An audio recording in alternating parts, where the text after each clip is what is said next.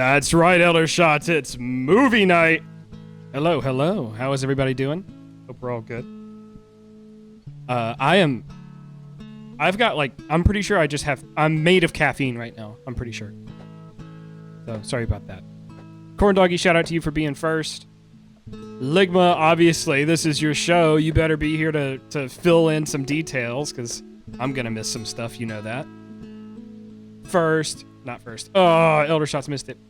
Whose uncle is in the Polaroids? Somebody's Uncle Diddy. I don't know if you can tell. That's a gross little ditty right there.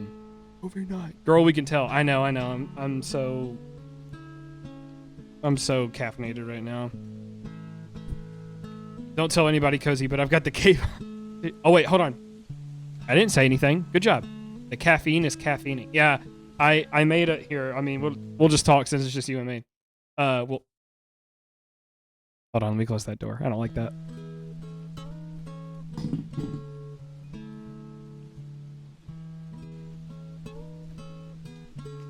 Oh, God. Sorry, if that door was open the whole time, I would have been looking at it all night. I would not have been able to stop looking at it. You'll speak from the perspective of hiding in their suitcase. Yeah, he was the suitcase. There you go. Okay. So, here's some ground rules about this, okay? Oh my God, why is my hat... No one was going to tell me I had a cone head? Good Lord. So here's some ground rules. Most of them are 100% complete. A couple of them are missing, like, the intro graphic, which I'll fill that in as needed. No worries, okay? They do move maybe a little bit fast at times. Yeah, it is. Oh man, it's gonna be a fun night. Sorry. Yeah, the ADHD is ADHDing. They are gonna move maybe a little bit fast at times. If you miss something, don't worry about it. These are all gonna get posted on the YouTube, the Cozy Camp YouTube. Probably middle of next week, I imagine, is when I'll get all that done.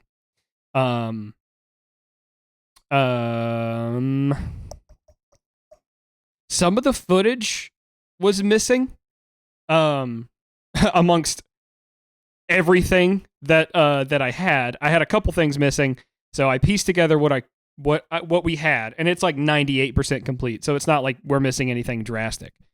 And so, yeah, I'm going to take you guys day by day of the Japan trip. We are going to start, I think, again with the sushi video. Yo, Hercules. I haven't heard that name in ages, brother. How you doing? Good to see you back. Missing the Miku cameo. Hugh, if you haven't caught, maybe Corn Doggy's told you, actually, but we're reviewing my vacation to Japan. My wife and I's vacation to Japan, and I got everything okay for now. Love it. You heard? All right, get ready, because it's a lot. It is unfortunately a lot. I got done editing all of this together, by the way, for everybody, like 20 minutes ago. I got done editing all of this together. Like I said, there's still a couple things missing. There's still a couple more things I want to do and a couple more videos that I want to make out of the content that I have. But what we got is what we got for the night. Like I said, a couple of them are a little incomplete. I'll fill that in. I'll fill that in as necessary, okay? We all strapped in? We ready? You got your snacks? Oh, actually, I got snacks. Wait, hold on. I was going to show you this. So some of these get mentioned in the video, so you'll see them. This one is the melon ice cream, or like a melon float flavored gummy.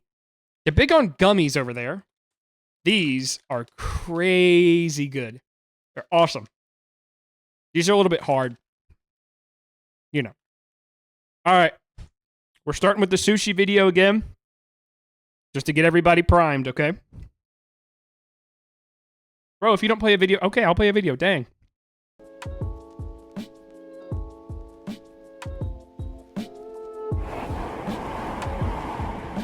Too loud, too soft. Where are we at?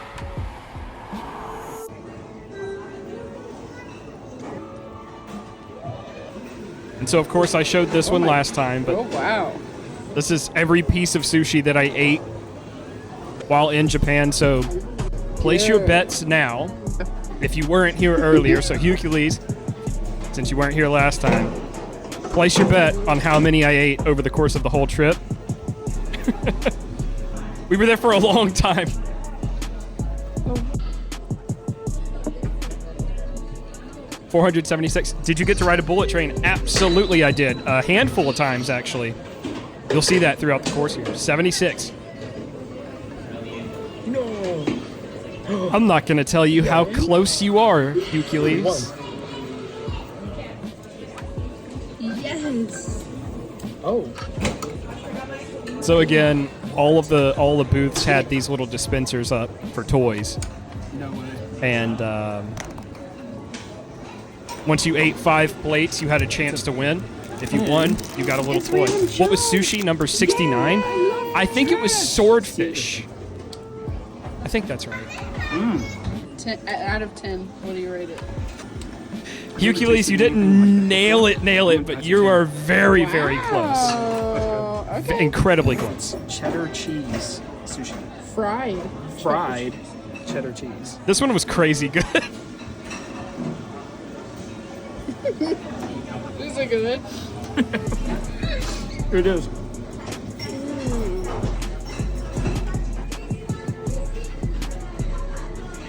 Eat that off your mouth. Eat it back in your mouth. Oh yeah, whenever we say stuff in Japanese, usually I put up a translation for you, just in case you need it. He's hungry today. Oh, I was not recording.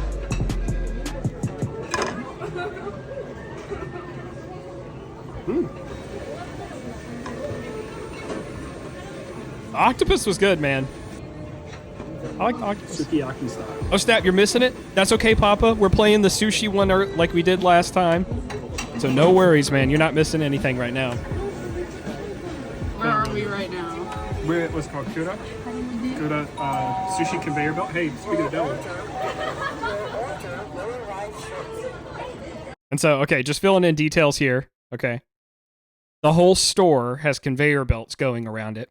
So it's constantly, sending you sushi on the bottom conveyor belt. Cozy stacking the plates like he's never eaten a day in his life. I know. Did you say you can speak Japanese? I know just enough to get around. I learned just enough to get around while I was over there. No more, no less. So no, I cannot speak Japanese, but I know enough to buy food and get through a a super, super rudimentary conversation. But yeah, so there's 2 conveyor belts. One goes specifically to your table. One goes all the way around the restaurant, constantly just shipping sushi out to people. And you can grab it off the bottom belt and you can eat it. And all the plates have NFC chips in them. So no, I can't talk to you sexy in Japanese. We stay stacking at the sushi bar, honestly. As you can tell, I definitely do. So you can just grab the ones that are coming around, or you can order off of that iPad that you just saw. And anyway, that's the way it works. It's really cool. This is a really popular concept over there, it seems, because we went to a handful of them all over the country. So, How many plates have you eaten? Let's see. 1, 2, 3, 4, 5, 6, 7, 8, 9, 10, 11, 12. We'll be probably about where I land. Nice. Maybe one more. Nice. So how many? You gotta wait till the end of the video, brother. We're literally counting up to it, man. Cheese and chicken steak.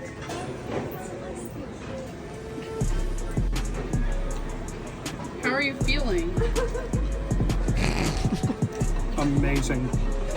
Those are just his plates, not mine. That's a lot of Popcorn sushi, shrimp man. roll. Popcorn shrimp roll. Now keep in mind, each one of those plates had anywhere from, I don't think I ever ordered triple. I ordered a lot of doubles, though. So you can order the single order, which is 2 pieces, or you can order a double, which is 4. So some of those plates were double orders with 4 pieces. Anyway, where's the sushi gotcha? It's somewhere in the pile. It's somewhere in the pile. We have a handful of them, but no, we have 3. We only won 3 times. Or was it 4? Ligma, was it 4? Which one's better, lean or fatty? Depends on my mood. See, like that one was a double, so I had 4 on the one plate. Abalone. Ugh. It smells so good. It's a shell, not a shellfish. Yeah, I misspoke and I said that It's abalone not was a shellfish at one it's point. a shell. 3. Oh, we won 3. Okay, there you go. Thank you, Ligma. Is it good? Oh. I'm literally grimacing watching myself eat this from the past. Like, Is it good? it's so gross. I don't like the texture. Yeah. Yeah. Ooh. Yeah. We need to told see you you it's a opening shell. those sushi loot boxes. No, it's a mussel. They weren't really It is not interesting. shellfish. It was just That's like pins. It's okay. So like It was just the pins, that's all. is like a little bit tough. This middle piece is very soft. I don't know if you can tell. And then this piece is like Like, hard. Like I can't.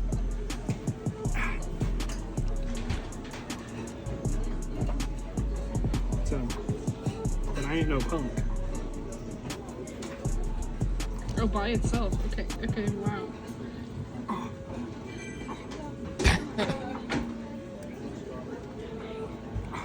Do you think you're supposed to eat the whole thing? I don't know.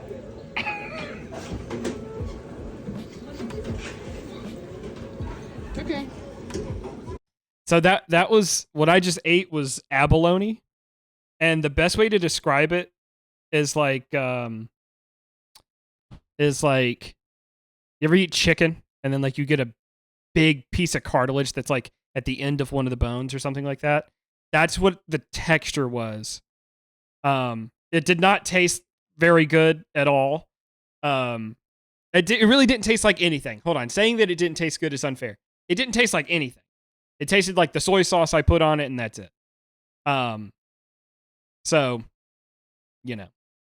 Pop Smurf, I remember one time my friend and I went to a Chinese buffet years ago. They had a sushi bar. My friend literally took every piece from the bar. You could hear the sushi chef behind the counter yelling at it. That's me. That's me. Oscar Mayer abalone. Yeah, it was really... I had sea urchin, and I can say I've experienced it. Yeah. I ate sea urchin earlier in the video. That was my first time having it. It was very good. Very, very good. Yeah, anyway. Got it down. It didn't taste like much either. We got the chicken, steak, and cheese again. Won't do that again. Was it like bad or something? Mine was good. You know what? I have heard that like some people that eat sea urchin is like, yeah, the texture for sure. That I'm not too. Texture doesn't bother me too much. Sometimes it does. That one didn't. Interesting though. Sometimes, yeah, I guess the slimy texture is not for everybody. Tasty beef. Also, somebody told me, they were like, that was a cop-out just calling it tasty beef. No, I'm serious. On the menu, when we ordered it, it was just called tasty beef. Now, knowing now, it's probably like a sukiyaki style, which actually we have real sit-down sukiyaki later in our trip, so you'll see that. But my guess is that it's a sukiyaki style beef. But I did get a comment about that. About why'd you call it tasty beef? That was a cop-out. You just couldn't remember it. No. I would have said I couldn't remember it. Was this hamburger? Hamburger sushi. Just like Salisbury steak. Can't complain. Can't complain. This is I think the most expensive single piece on the menu. It's a extra fatty tuna. Is it good? Let's see what the most expensive is. Yeah, I think you're right. How much? Yeah, so you can see there. Sorry. So you can see. Yeah, the hamburger sushi was really good. You can see this is how you order, and so you have all your menu options on this iPad. Not iPad. Eel is my favorite. My boy, eel is so good. I had so much eel when we were over there. But you order whatever you want off of this iPad. Can y'all believe we went there 4 times and I don't? Yeah, exactly. Ligma does not eat fish. Ligma didn't really eat much that was there, but what she I have not eaten 51 pieces of sushi in one sitting. I think I was averaging like 20. 20 was like my max per sitting. No, so realistically I was probably averaging like 17, 18. Something like that. No, it's over the course of the whole trip. That's how many I was eating. And we even went to another sushi place, so 5 sushi places. Did we go to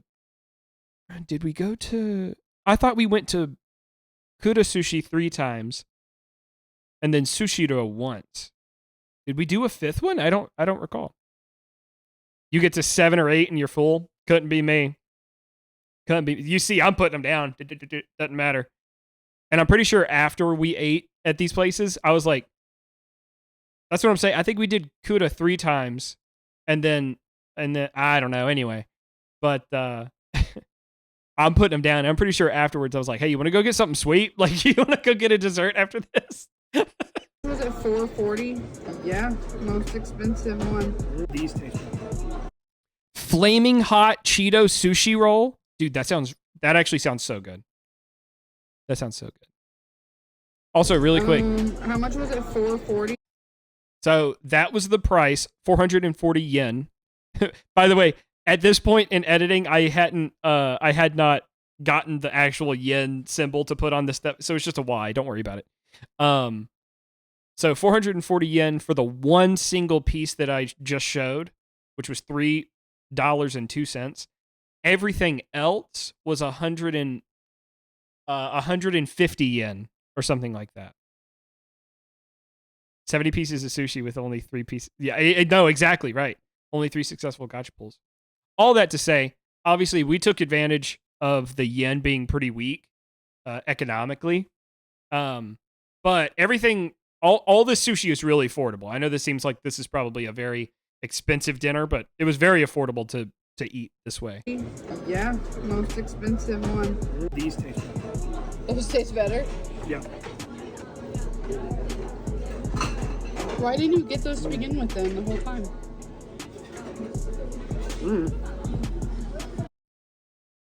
I will say one of the places we went did not have prizes, so we averaged out to 1 prize per visit. So I'm pretty sure it was. Oh yeah, that's actually a really good point. Sushiro didn't have the actual like prize system. It was just Kuda Sushi. So yeah, you're right. Yeah, it was rigged. Look at that snack. Last piece for the night. Premium tuna. I like the tuna. Why'd you put me on? And so this is the second of the 2 major sushi conveyor belt. Peep the Discord. Here, I got you. But this is the second of the 2 major sushi conveyor belt brands, right? Hold on 1 second. And this one, unfortunately, was better. It was quite a bit better, actually. Dude, Cheetos Flamin' Hot California Roll. Here's the thing.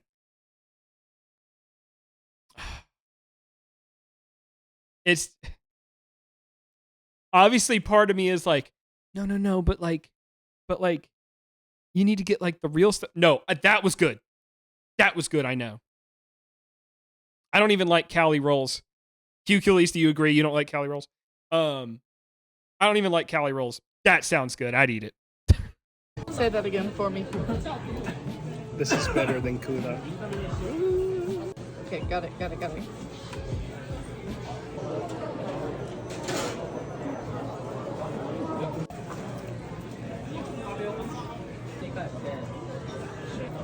Hurry.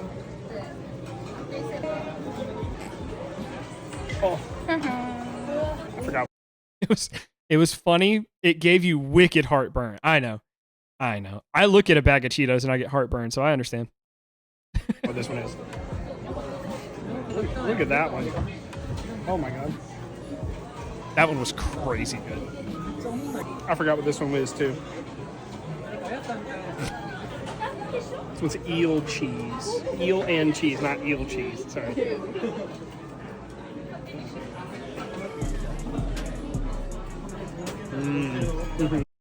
This reminds me, I've got to research what kind of cheese that they were putting on top of this fish and bruleeing. It was like it was not a cheese that I've ever tasted before, so I have no clue what it was. I really have no clue. It was delicious though. It was just very unique. It was very, very unique. Tempura? From Tempura, Nikki. I was gonna one shot. Is that okay?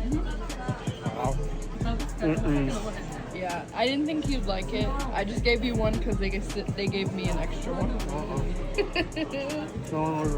Swordfish. Yeah, there we go. Number 69 was swordfish. Corn doggy. 69 was swordfish. Okay. Do I have the menu? No, but I'm sure I can find it. I don't know. It was almost like it was a squeezy cheese, but they bruleed the top of it. It's delicious. It really was. It was eel cheese. Duh. I mean, yeah, you're right. I don't even know why I suggested that. I love swordfish. Hercules, I'm glad. This is my first time ever having it, so this might have been a bad example of it. I'm not sure, but it was not for me. It was not for me. The next time I have some, I'll bring it to you. How about that? You don't like it? Why? The texture is tough. The flavor's like not great. Salmon belly, gunkin roll. Gunkin roll. I didn't know how to pronounce that. Terry, that's the wrong country. It's not. That's a different Asian. Konnichiwa.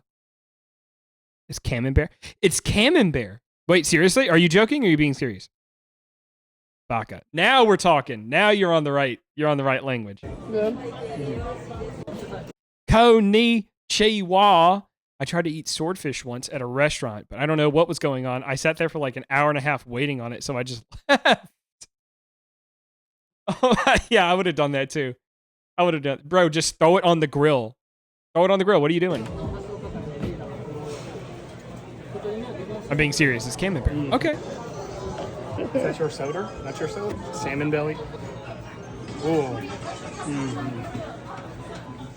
Hot mess today. Hot mess today. You got shat. Got shat on by a deer. Well, I did get deer poop on me. Well, I'll have to explain that one later, like with the videos. So just put a bookmark on that one. My last one. Hercules, what was your gross? Or I'm sorry, what was your guess? Was it, what did you say, 76? What did you say? 76. The final number was 74. This bluefin tuna is what I was about to say. This bluefin tuna is my last piece that technically, I did have like 3 more pieces. I kind of forgot about those.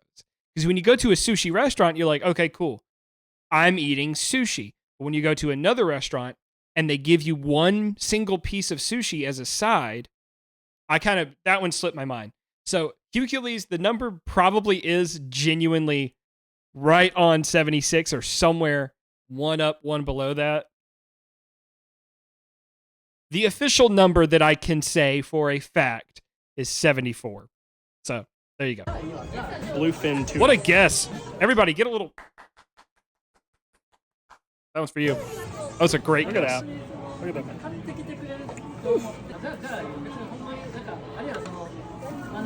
Oh. All right. And so all of these, by the way, all of these have intros and outros because they're prepared to go up on YouTube. Anyway, okay. So Fantastic guess, Hercules. I'm genuinely surprised you got that. So we have footage from before we got on the plane to start our trek over to Tokyo. That video I'm still working on.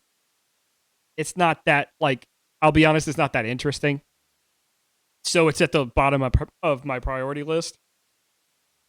So we're going to jump straight to touching down in Tokyo Haneda Airport. Okay. These are our first activities in, I guess 76.2, and was not hyped up this much. You were there for all of it. So actually, you know what? Shout out Ligma for recording me eating 76 individual pieces of sushi. So shout out to her for that. Yeah, corn doggy, exactly. You were there. I know you weren't counting. You weren't like keeping a tally, but still. What a good wife. Honestly. Everybody? Okay. So this is so these are some of the first pictures and everything. Do you think I had time to pay attention and count all the You're right. Actually, you're right. Anyway, okay. This is Tokyo Day 1. Your reward is Cozy has to do the dishes tonight. Don't get me started.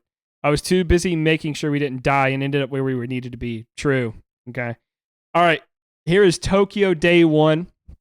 And we start off in yeah, I know. I do. Like I said, don't get me started on the dishes thing right now. All right, here. Whatever. And so all of this is footage that we took. Except that in the background, obviously that's my cozy camp. I'm out of town, so he's stuck with all the dishes. Exactly.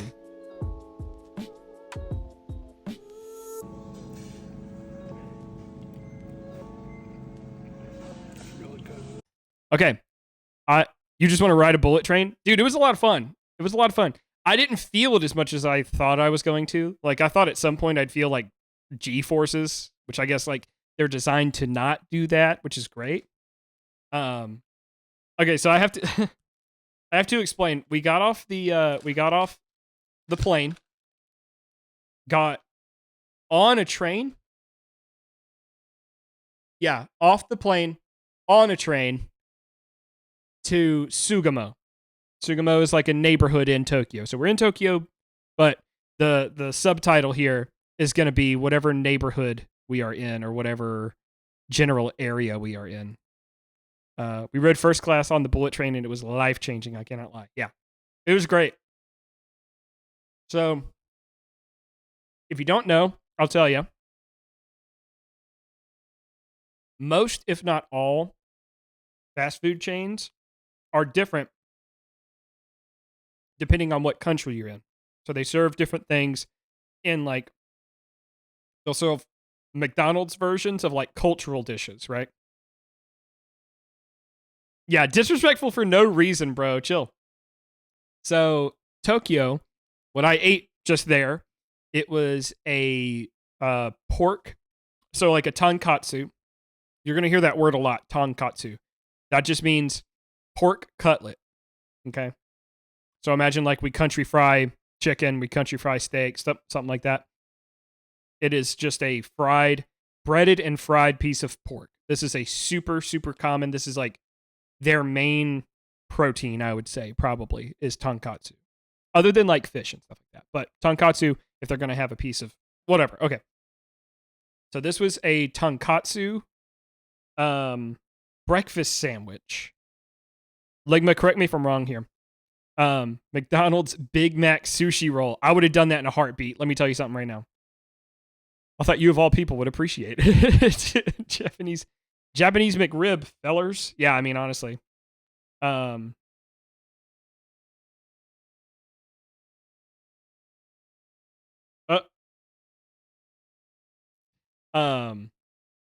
So, McRibs are so gross. Unfortunately, I disagree. It was basically just a Japanese McRib. It was really good. It had if I'm not mistaken, it had a piece of cheese on it. Hold on. Yeah, okay. It's got a piece of cheese on it. It's got some lettuce. I love the preparation of any Japanese katsu in any dish. True. I almost grew up on them. Really?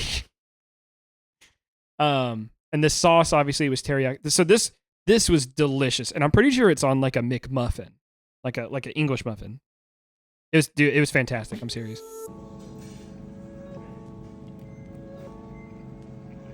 Keep in mind, really quick, McDonald's and then this. So this is from a place called Lawson, and it's like hold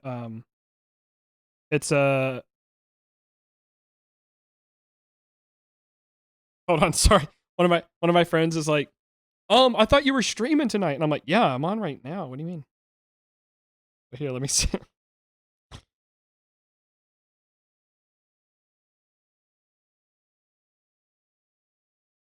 There we go. Sorry. Okay. We need a review, bro. Quality review. I know. I wish I had done that. Just like for a bit, just to do that. So this is like a chicken and cheese little fried nugget bite thing. This was delicious. This was awesome, as you can tell. Okay. So that's the first thing. Twitch app didn't tell me you were streaming. Stupid app. Oh, really? Well, look at there. And then the very next thing that I ate was McDonald's. So my first 2 steps culinarily in Japan was a convenience store or a konbini.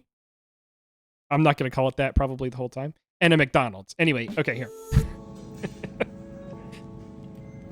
Okay, pause. I got to go smoke. I'll wait. Okay. Oh, yeah, dude. Okay, I know this is such a dumb thing to take a picture of, probably. This thing rocks. That's so cool. So this is like their delivery. King Tater 63. Didn't realize I had to refresh the page. Yeah, sorry, buddy. I don't know. Apparently Twitch is acting weird. Okay, but konbinis there are like Michelin star restaurants. Honestly, like whatever so I don't know if this is like countrywide or whatever, but in America, at least in my opinion, of a 7-Eleven, I hate them. I hate 7-Elevens. Something about them. They're like not managed well, something, whatever. I don't like them.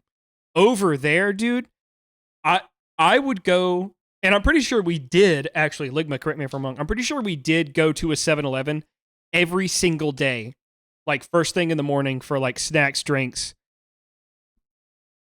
tissues, umbrellas, whatever. Whatever we needed for that day, you go there, boom, you're off. That you got everything you need. Everything you need at that 7-Eleven. It's awesome. And so there's a few different konbinis, which just means convenience store. Okay, so there's a few different konbinis. There's Lawson, there's Family Mart, there's 7-Eleven, and then there's a couple of them, right? I still like our 7-Elevens here. They're just more Hispanic influenced here. I get that. 7-Eleven is the best place for boner pills. What are you talking about? Honestly, King Tater, dude, you're spitting. So anyway, yeah, 7-Eleven just has a better, I think, in my opinion, being over there. 7-Elevens are kind of rare near you. Really? 7-Eleven just has like a good reputation in Japan. Like that is an everyday thing. Like it's not rare that you're in a 7-Eleven. It's very, very, very, very, very common. Did I miss any overseas exclusive candy / snacks? Are you talking about like, is there stuff that I brought back? Because I definitely did. I'm literally snacking on stuff right now. Oh yeah, here, I'll show you this one. Hold on really quick. This one's cool. Sorry. ADHD, everybody. So this is a Kit Kat from over there. And this is Mount Fuji themed. Sorry, you know the picture's reversed because it looks better. Anyway. That's all of them, Tear Bear. Yeah, honestly. And so it might be hard to see on camera actually, but it has white to blue, ombre as the chocolate, and it's blueberry flavor. It's a blueberry pie flavor. It was so good. Ridiculously good. So sorry to flex on you. Yes. Yes, there are a bunch of really cool stuff over there. So they're not in Mississippi, but we had them in Nash, and they had good tacos and stuff. That's true. Yeah, 7-Eleven had pretty decent stuff in Nashville. 7-Eleven gets cool stuff sometimes. Speaking of which, the Gundam, I never could find one. We'll get to that later, I'm sure. Fuji flavor, yum, nice. Ooh, that sounds amazing. It's awesome. Did you eat the chips that make you fart? Huh? What are you talking about, dude? Everything I ate in Japan made me fart. Yeah, that's true. Yeah, that's real. Okay, let's keep going.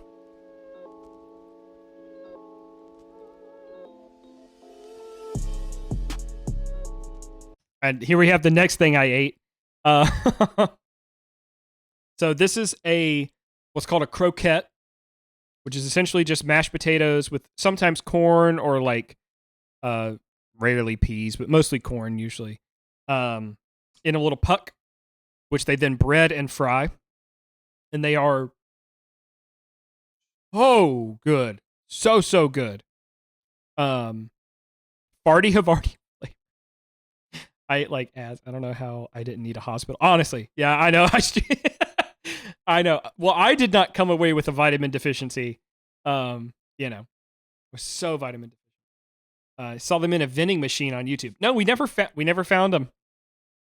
We never found those, I don't think. So we didn't get footage of me actually biting it, but there you go.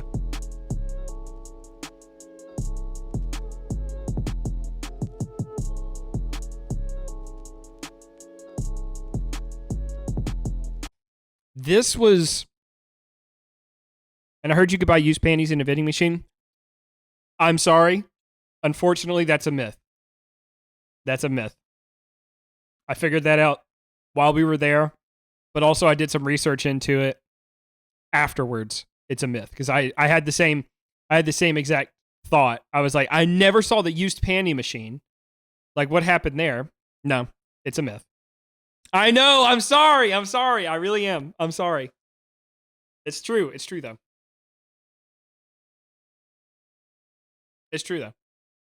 And so, okay. You're right, Hercules. This is beautiful. This kind of... there's a topic that I'm going to build on while we look through everything here. Seeing this stuff was like... It was mind-blowing, truly. It was mind-blowing. Because it just didn't seem... And like, even now, I'm looking at this footage. I know that I was there. Even now, I'm like, this... It felt like a dream. It felt like I was in a dream being over there, right?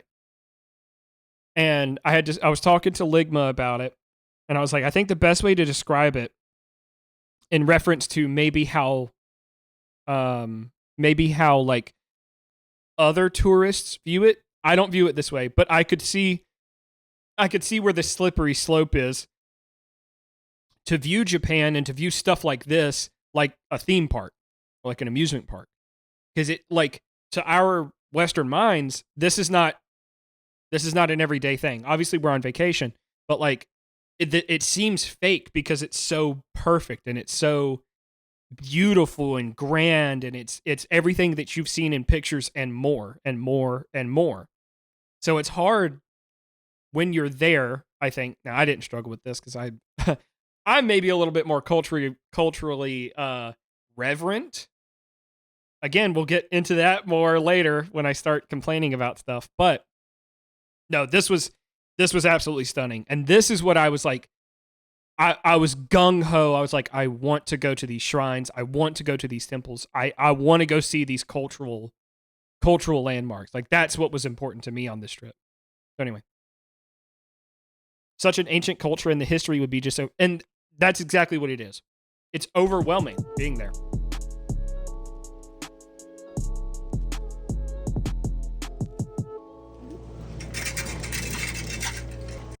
And so here we are, getting our fortune told to us.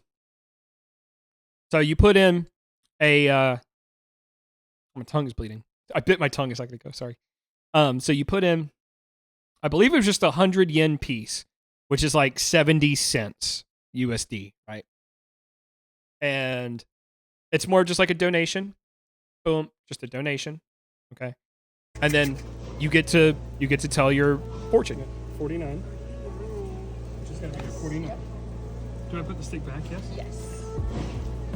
By the way, is it loud enough for you guys? Regular fortune. Is anything else? Just like the full moon on the 15th at night is brilliant. Your fortune will be full, brilliant. You have no trouble in your mind, and at heart, like the moon is clear and clean. The dark clouds are not seen in the sky anywhere. No clouds are found all over the sky. It is really clean, clear, and beautiful. My request will be granted. The patient is hopeless. What? The lost article will not be found. The person you wait for will come late. Building a new house or removal are both half good fortune. It is good to start a trip. Hey, that's us. Any kind of marriage, employment are both half good fortune. Good. Half good. Like, look at, dude, like, just look at that. Good. So, like, Half obviously, good. like in America, we have to like craft things, right? We have to like craft things that look this beautiful, right? Like, we have to hire contractors to move rocks and this is just there. This is just here. It just looks like that. The whole place just looks like this. It's crazy. What's crazy is, all right, I've got to stand up. I can feel myself collecting blood clots in my legs. Okay. What's crazy is more than half their history is hidden because they're embarrassed by. Why are they embarrassed? Oh, no, I know. Never mind. So we only get to learn about a small fraction of it, and it's still overwhelming. Yes, yes, yes. Even the small bit that we were, like, not a part of, but, like, the small bit that we were, like, experiencing over there, it was just overwhelming. The toilets would be very hard for you. That would the return to Earth. Oh, that would be the return to Earth. I'll tell you what, the westernized toilet was more common than anything there. It was more common than anything. It had a bidet. Bidets are awesome, by the way. But no, they should be embarrassed. No, I corrected myself. I corrected myself. Super toilets rock. Yeah, they were super toilets. There is one funny toilet, though, that I'll show you later. But it's... Sorry, I keep pausing it. I'm sorry. Like, every picture that I take... So I paint. I don't know if you know that. I paint. And every single picture that I was taking, I was like, it looks like a painting. It looks like I've painted this. It really is... It's mind-blowing, the whole place. Oh, it's a big yam. It's a big yam. I think it's a yam. I called it a sperm whenever we were there, but it's a yam, I'm pretty sure. Or like a sweet potato, whatever.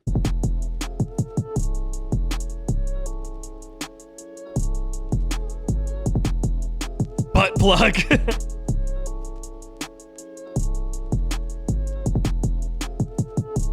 That was some good coffee, by the way.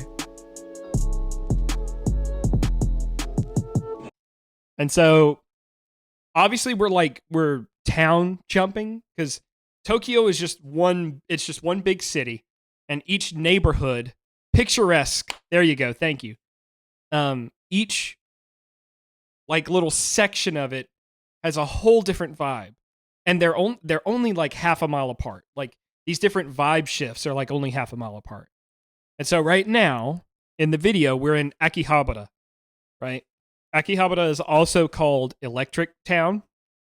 I called it Nerd Town while I was there because it's arcades, it's model building stuff, it's like Tamashii Nations, which is like if you buy like the cool like vinyl figurines of like One Piece characters or whatever. All of that was just concentrated right here. Capcom building, all that. So you got a boner? Yes. No. So anyway, we're in one of the Gunpla stores in Akihabara here. I'm gonna go somewhere else because I'm out of my budget over here. Okay. Because this is the metal build stuff. I'm not doing. We're too poor for this section. Yeah, honestly.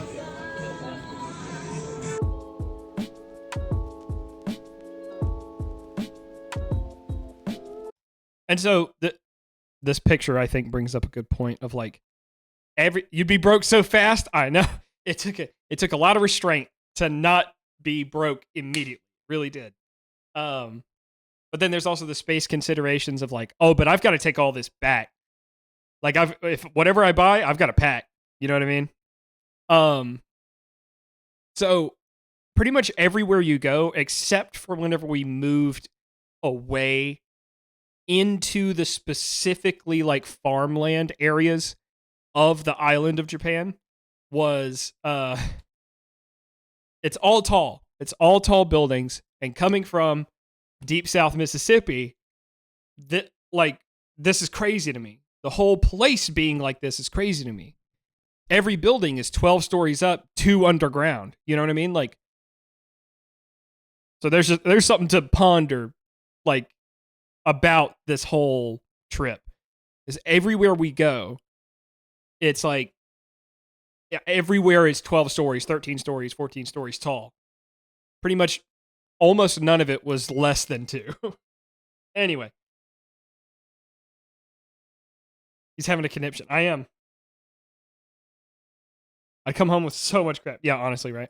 Where are we going? We did. Monster Hunter Cafe. How are you feeling? Excited. Good. Yeah, it looks like the steak. Ew. Sorry.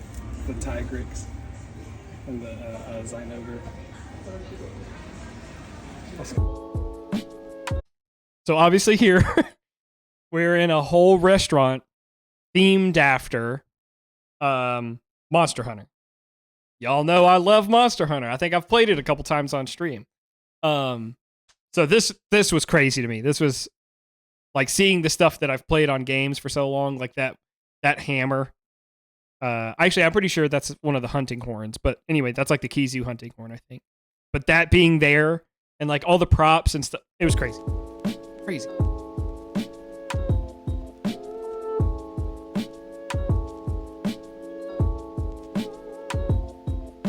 Oh yeah, sorry, hold on. Talking about toilets here. I took a picture of this because I thought that this was like fun to show. So this was the common control cluster of the bidet westernized toilet. Okay? Of the westernized toilet combo bidet. Okay? The 3 seashells. What are you talking about? So this one was for your butt. Okay? This one's if you're a woman. Okay? This one is your butt, but just like a wider spray. And so you can control the temperature of the water.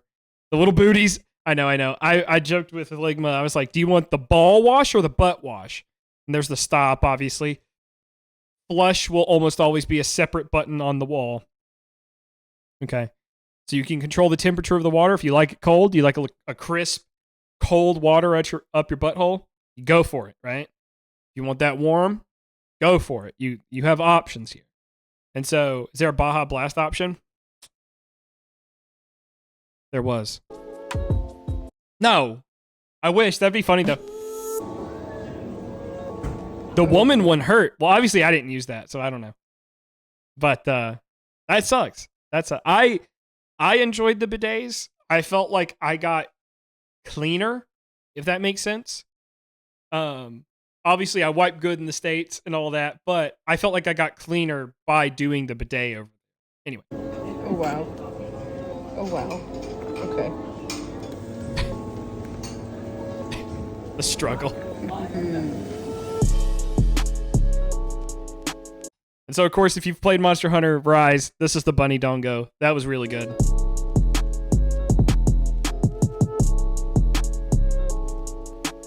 And this was so cute. Technically, this was the honeymoon for us. Wait, what just happened? What part? You got to tell me. So technically, this was a honeymoon for us.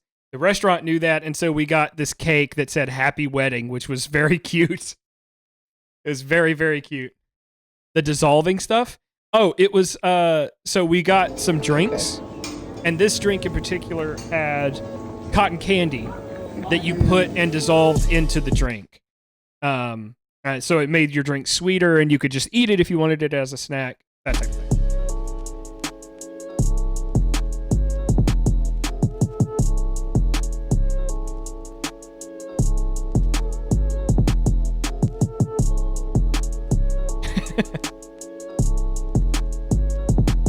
So tasty.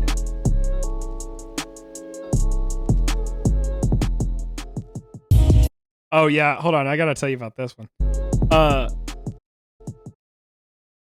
So this right here, they were both male sexual enhancement peels, topicals, I don't know. This one I thought was really funny because it's very, very clearly a penis. Thought it was so funny.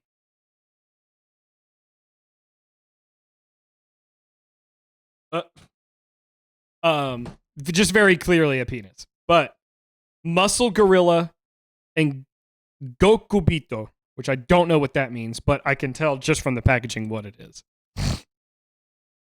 So anyway, obviously I did not get those, but they were pretty cheap too. I don't know what that kind of stuff looks like in the States, price-wise, but it was pretty cheap over there. Okay, so that was day one. We all set? I'm just going to jump right into day two. I just want to kind of pop through these, I'll be honest with you. There's so much to cover here, and I'm going to talk through most of them. I'm sorry. So, here's day two. Again, we're still in Tokyo, but we're jumping around to different parts of Tokyo, different neighborhoods.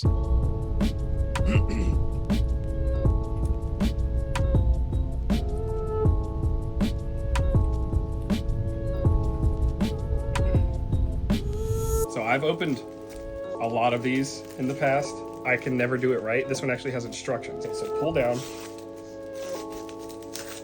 Uh-oh. Yep. I got it. They've never been that easy. I'm going to tell you that right now. And so that was, just because I want to keep you guys informed. By the way, some of these are really short. Some of them are like 20 minutes long. So just lock in for that, okay? I want to keep you guys informed here. That is what's called an onigiri, which is just essentially a ball of rice, right? A ball of like a sticky sort of rice, right? Cherry-filled powdered donuts. See, you get the reference. Good, good.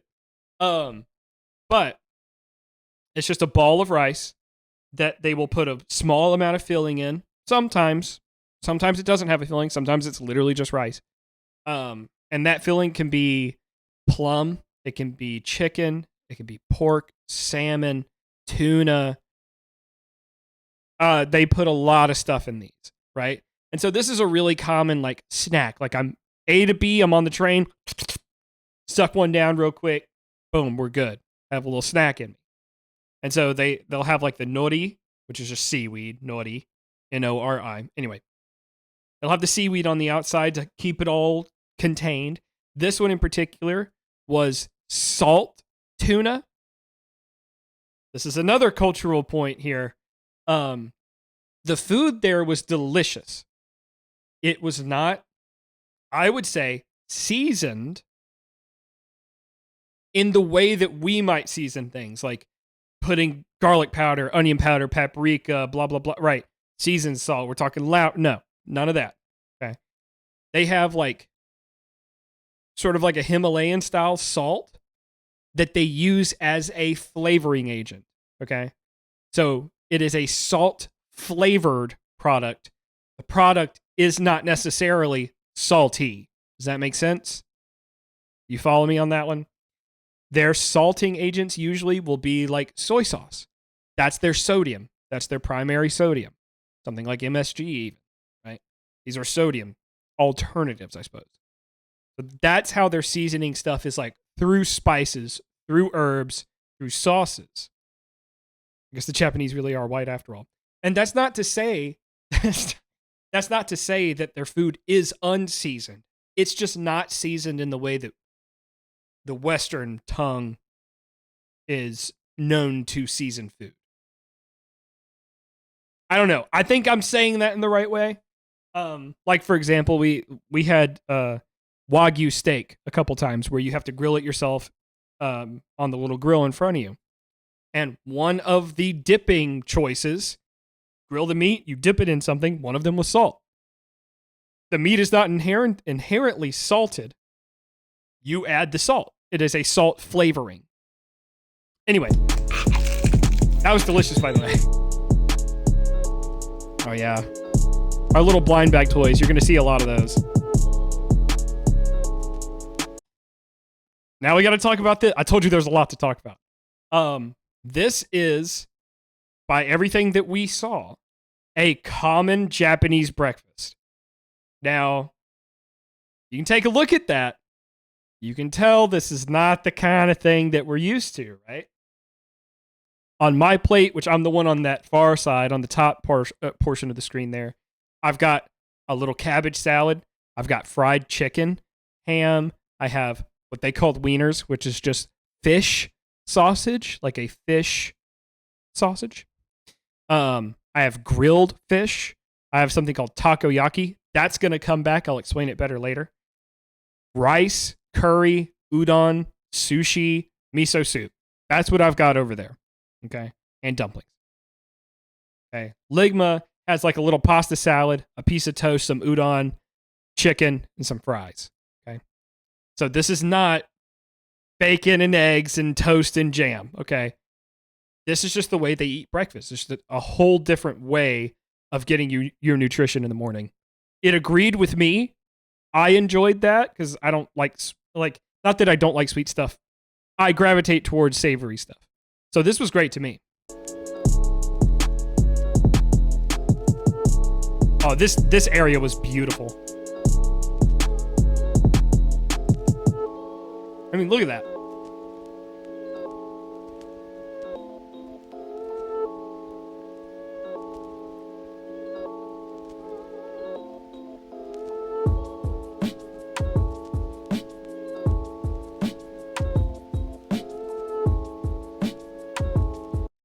Those are all sake barrels, by the way. So that's what they would store sake in. I'm pretty sure these are just decorative and empty, but hundreds of them.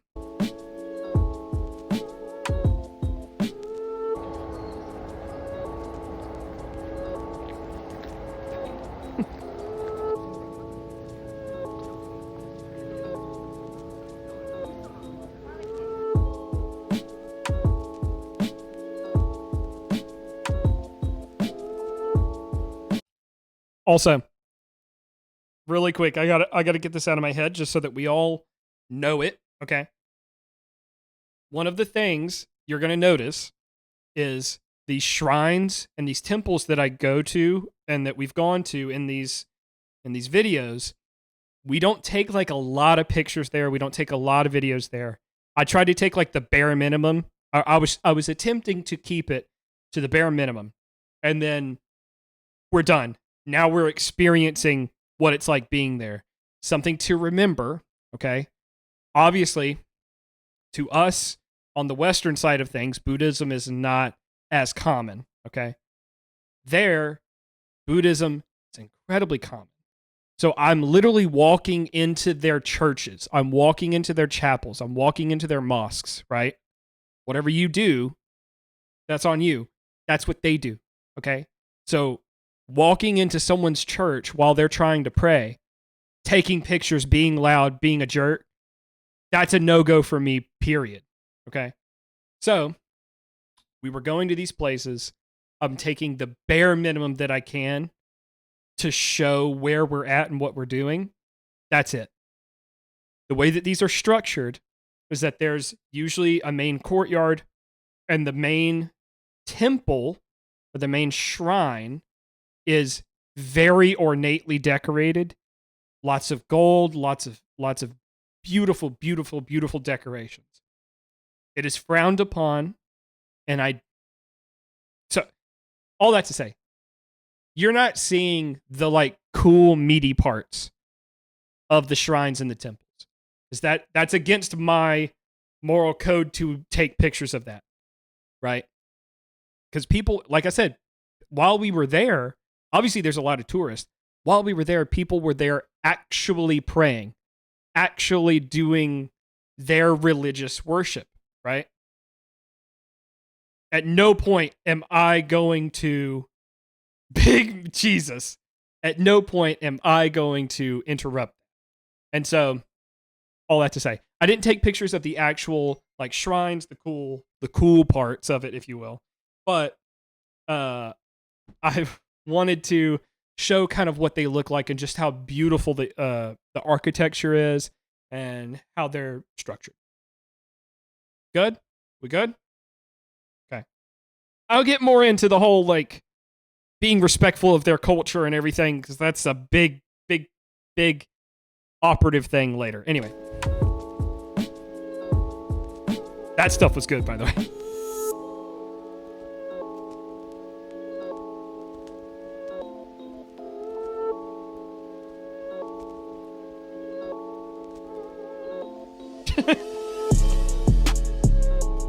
Wait, Terry, look at this. Dude, what is this? It's a mask that you put on that's supposed to change your face, okay? Why is one of them like just a black guy? That's so weird to me. That's so weird to me to just put on a mask and a hood and just have that, like... I think I edited in like a what the... Yeah, I do. Like, what? What are they using this for? Because whatever your answer is to that question, that's bad, okay? If they use it for, let's just say they celebrate Halloween. If they use it for Halloween, that's bad. That's bad. If they're using it as a joke with their mates, that's bad. Okay, so anyway, I thought that was just the craziest thing. They're selling passes, dude. Yeah, that's exactly what it is. That blew my mind. I had to take a picture and include it. Oh my god. One, please. And so this is just showing how the gachapon machines work. Basic stuff, real simple stuff.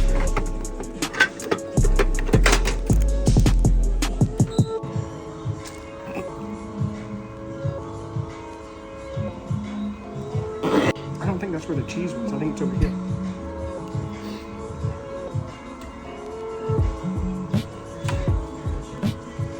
A little cheese bowl. So that little snack right there is very, very popular on TikTok right now of people going over there and they'll bite into them and they'll get cheese pulls out to the length of their arm and they'll have a friend grab it and take it across the street. So, you know, I did not get a good cheese pull. That being said, we did order these and then have to walk like a quarter mile to where we were sitting right here. So anyway, it was cold by the time I got to it.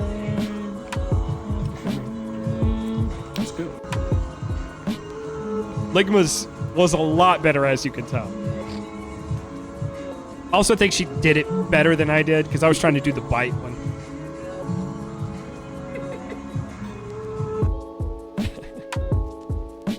So here we are at our first Kuda Sushi.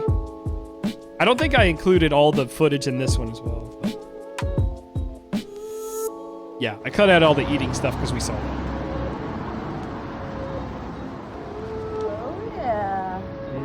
That's embarrassing. What? Oh, yeah. Okay. So there's day 2 down. Okay. Now, I wanted to bring up the music thing. While I was over there, I was like trying to make beats, like for this, I was trying to make beats, and I only had time, like downtime wise, I only had time to make like 3 or 4.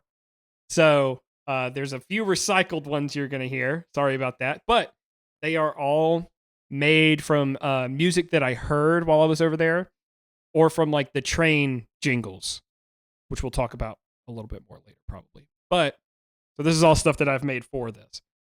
So be nice. And this is showing like the train station here, kind of what they usually look like. That's on Shinkansen, by the way. But that one right there. Or the bullet train.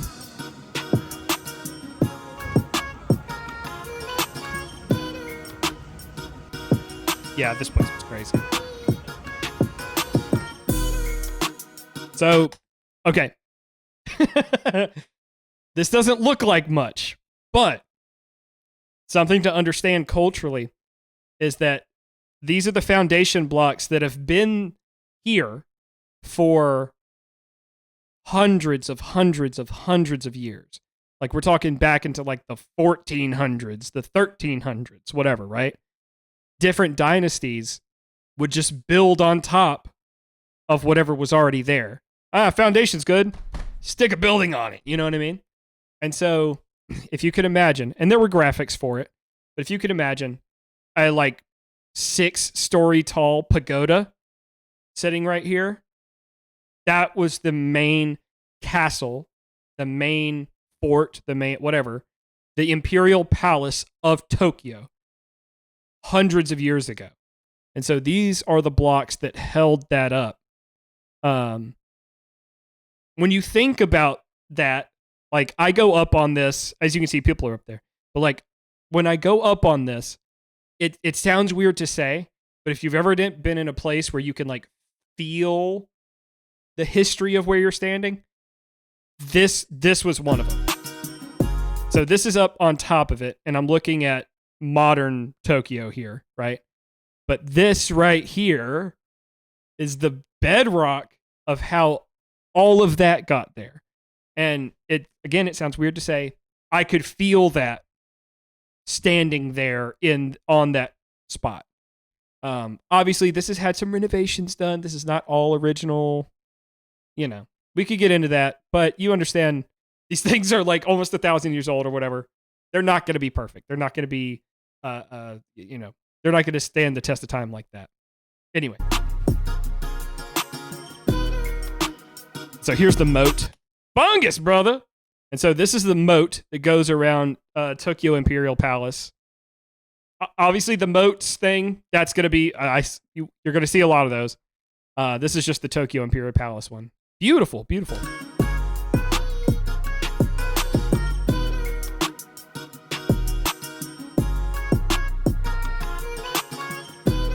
I mean, look at this.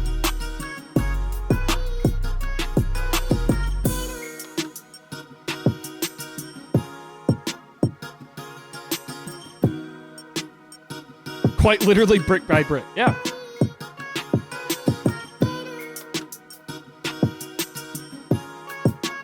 More moat. Oh, yeah. I mean, you can see the gardens were crazy. Now, technically, historically, where we were standing, where the gardens were all, that's where the township was. So that's where people's, like, houses were. Okay? That kind of thing. So, you know, obviously they renovated it so that it was a garden. But eventually that did become a garden a couple hundred years ago or whatever.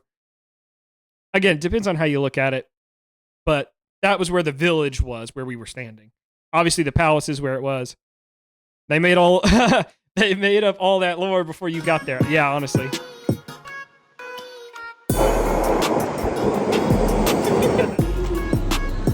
Oh, yeah. I'll have to show this off. Okay. So, every train station has what's called an Eki stamp.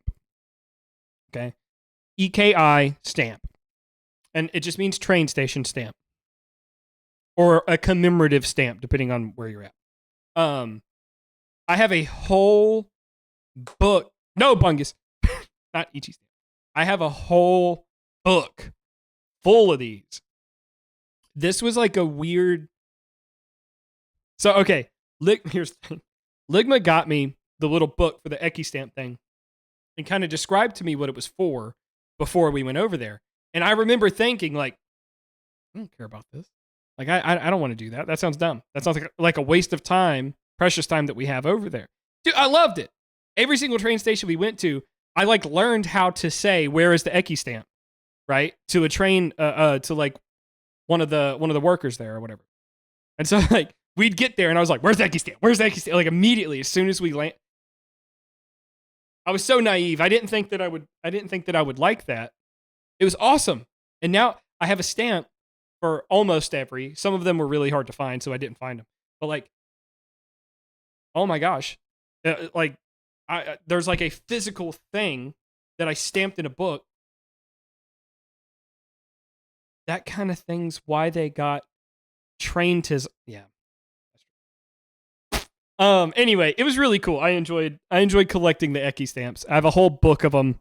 I might show that off later. We'll see.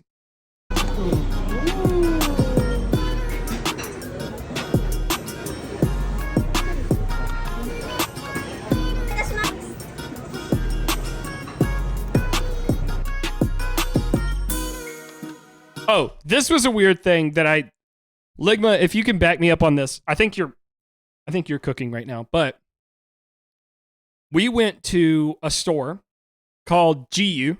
Had some good stuff, by the way. Actually, throughout these videos, you're going to see me. Were there any World War II memorials? So we did not see any World War II memorials in particular. If we had gone, I'm sure, if we had gone to like Nagasaki or Hiroshima, we would have seen that. Where we were at didn't really have anything like that. We saw some memorials for other things, which you'll see later. Yeah, okay, so this, we were at a store called GU. Actually, it was like a 12-story shopping center with like a Uniqlo and a whatever. This was in a store called GU. Women, when they try on clothes, are expected, in Japanese culture, to put a bag over their heads. Okay?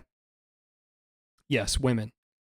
I'm in the stall next to her. So I'm not in the same stall, obviously, but I'm in the stall next to her.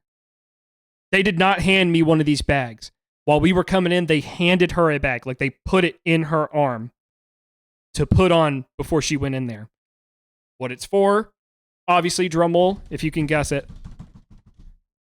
Makeup, okay? It's to make sure that you don't get like a permanently staining makeup on the clothes that you don't buy, okay? It's embarrassing. It really is. I understand why they do it. It's really embarrassing, though. And shout out to Ligma for taking this picture, because this was so funny whenever she told me about this.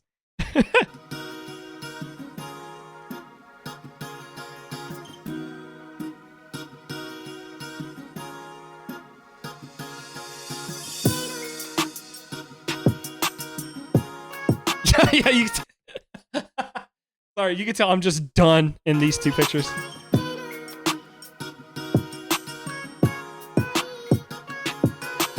I've been obsessed with traditional Japanese.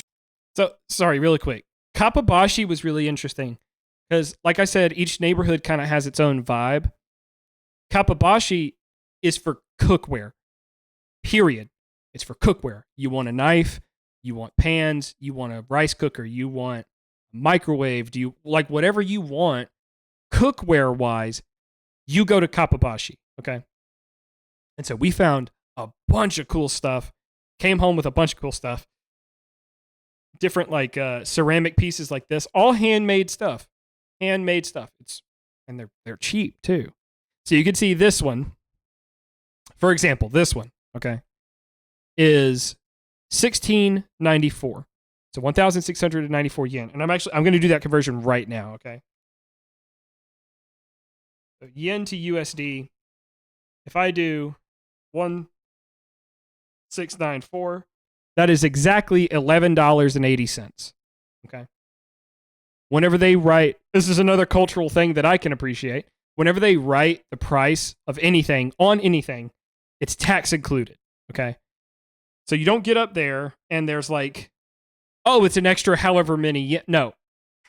When you buy this, when they ring it up and they charge your card, it is $16.94, period. Tax in. Okay. Cheap, cheap, cheap, handmade, good quality stuff. This area was crazy. By the way, that's what the Eki stamps look like at the station. You can see it's an Eki stamp right there. And they were doing a character what they call a character fair, or I think that's the right word I'm looking for, a character festival, maybe, I don't know. Character rally, that's it. For, was this Detective Conan or something? Anyway, some cool stuff. I've been Need that here in the States. I'm telling you, right? obsessed with traditional Japanese street food called takoyaki for I told you this would come back up, takoyaki. years now. And so I've had it at a bunch of restaurants that'll actually sell it in the States. Tennessee, Mississippi, I've had a bunch. I've had some in Japan so far. This is the first one that I've gotten from like a random back alley Takoyaki restaurant. Like this is all they do. This is all they make. They are very, very hot. Could you use your American debit card like at a POS system in Japan? That's a fantastic question, like in a McDonald's. It depends on which bank you have. Ligma and I, luckily, we have our money spread across a couple different like actual banking systems. SoFi was our savior. SoFi worked everywhere. If we wanted to go to an ATM to get cash to have on hand, SoFi worked every time. Okay. If we needed to go to McDonald's, SoFi worked every time. Ligma has USAA, I think, or something like that. That worked perfect every time. I have Regions, which did not work. Regions does not work internationally. Okay. So I was transferring money into different accounts so that we could pay for stuff. Okay.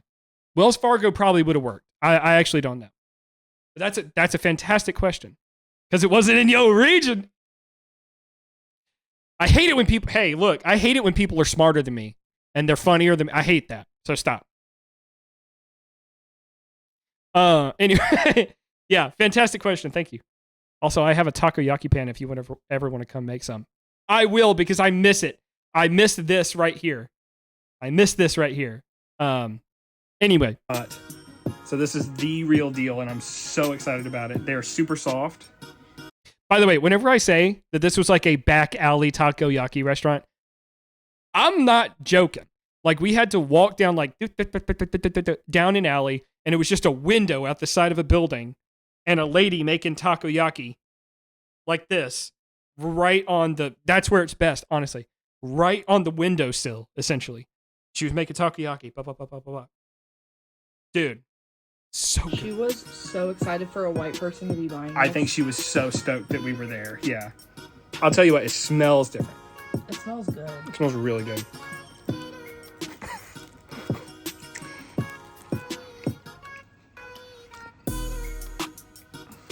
Holy, okay, I didn't get the piece of octopus on that bite, but here, I can show you. Right here. This is what it's known for.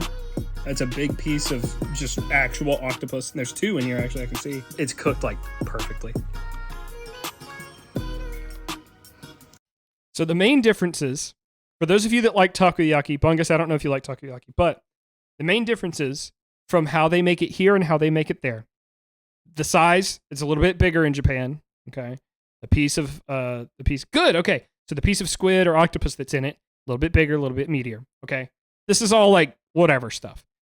It tasted different in that they didn't do a lot of bonito flake like they'll do here, right? And that also depends on where you went in Japan. But the bonito flake was maybe a little bit more like to taste as opposed to like a big plop of it on top, okay?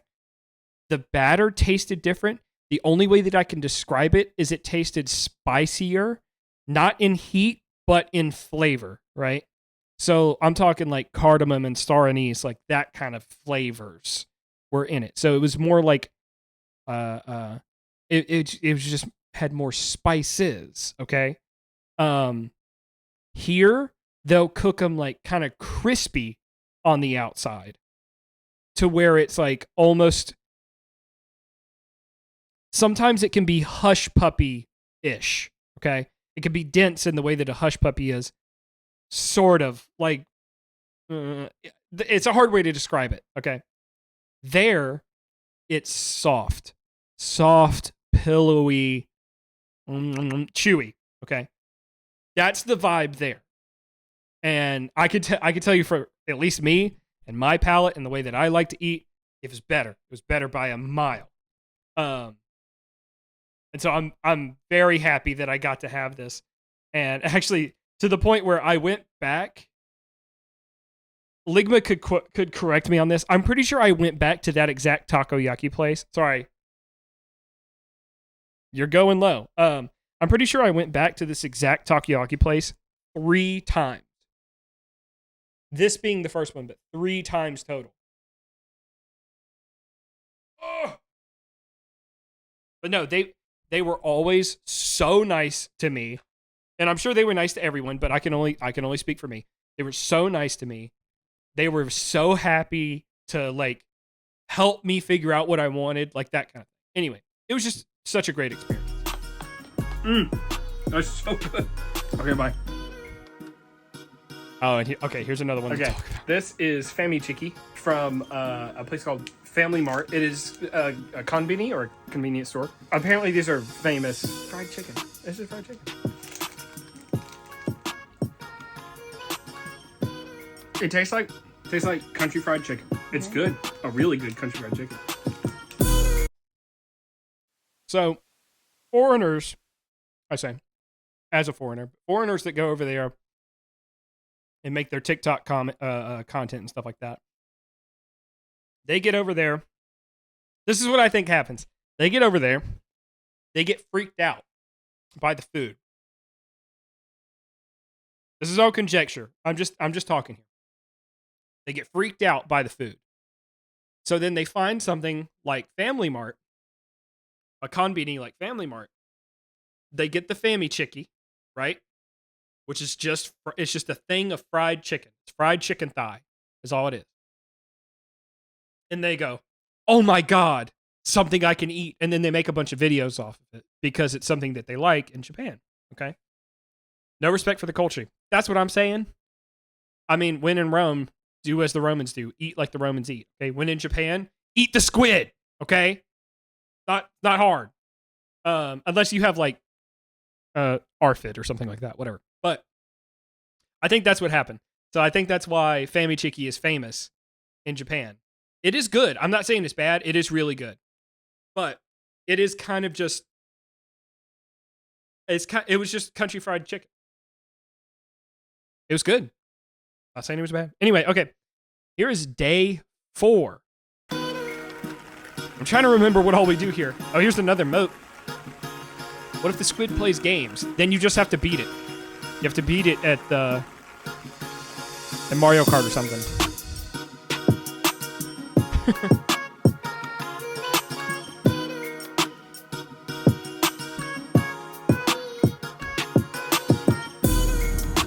Oh, yeah, sorry. I meant to fix that edit. Anyway, this is an internet cafe, okay? And this is their little mascot. Very cute. I thought you would like that, Corn Doggy. Cute little mascot. They were selling ultralight gaming mouses. Now, okay, I've never heard of any of these brands. For those of you that have a PC and like know about mice, I've never heard of any of these brands. These were the lightest mice I've ever felt in my life. Okay, I use this Logitech G305 and have religiously for like at least 3 years now. These were crazy. I think after day 4, I would kill for a buffalo chicken sandy. It's funny you say that. Ligma, my wife, who was there with me, at one point she was like, oh my God. She was like quaking. She was like, I just want Olive Garden.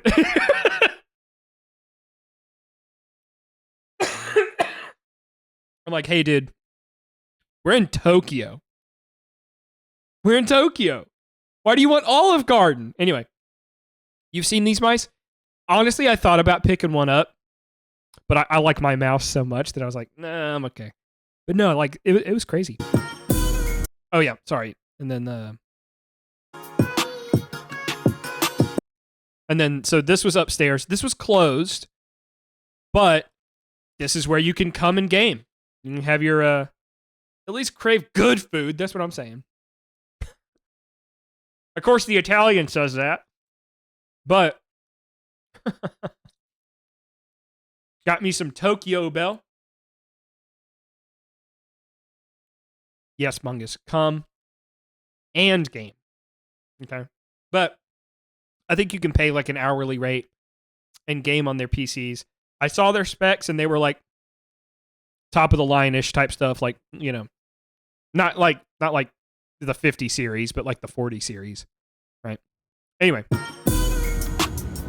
that's the inside of a train, you know. Oh, okay. And so now we're in Jimbocho, which is just a town that is almost exclusively just bookstores. So, you know, Ligma was in heaven. Okay. We had a local one for a bit. Terry from Terry, didn't you work at that? I think you worked at that for a while. Cat bookstore. Yep. And so you can see in this video, it's all books related to cats. There's nothing in here that's like normal literature. It's all cats. Which is pretty cool. Your buddy Jerky worked there. Yeah, that's right. Again, just more bookstores and cafes.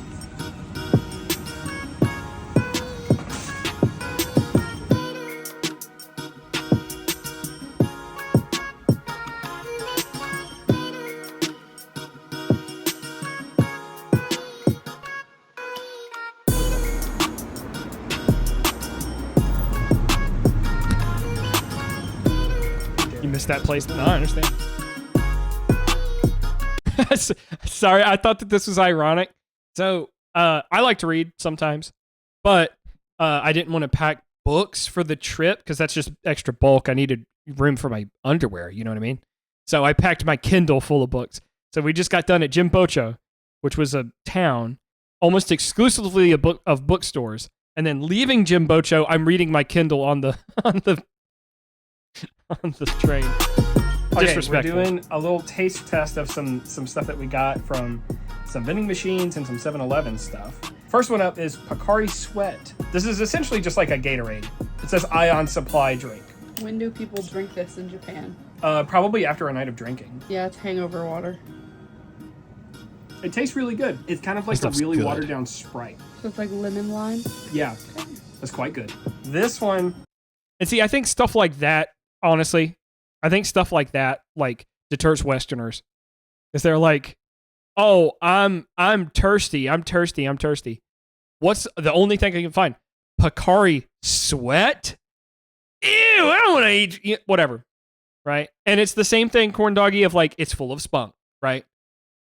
That didn't go over well with the UK audience for obvious reasons.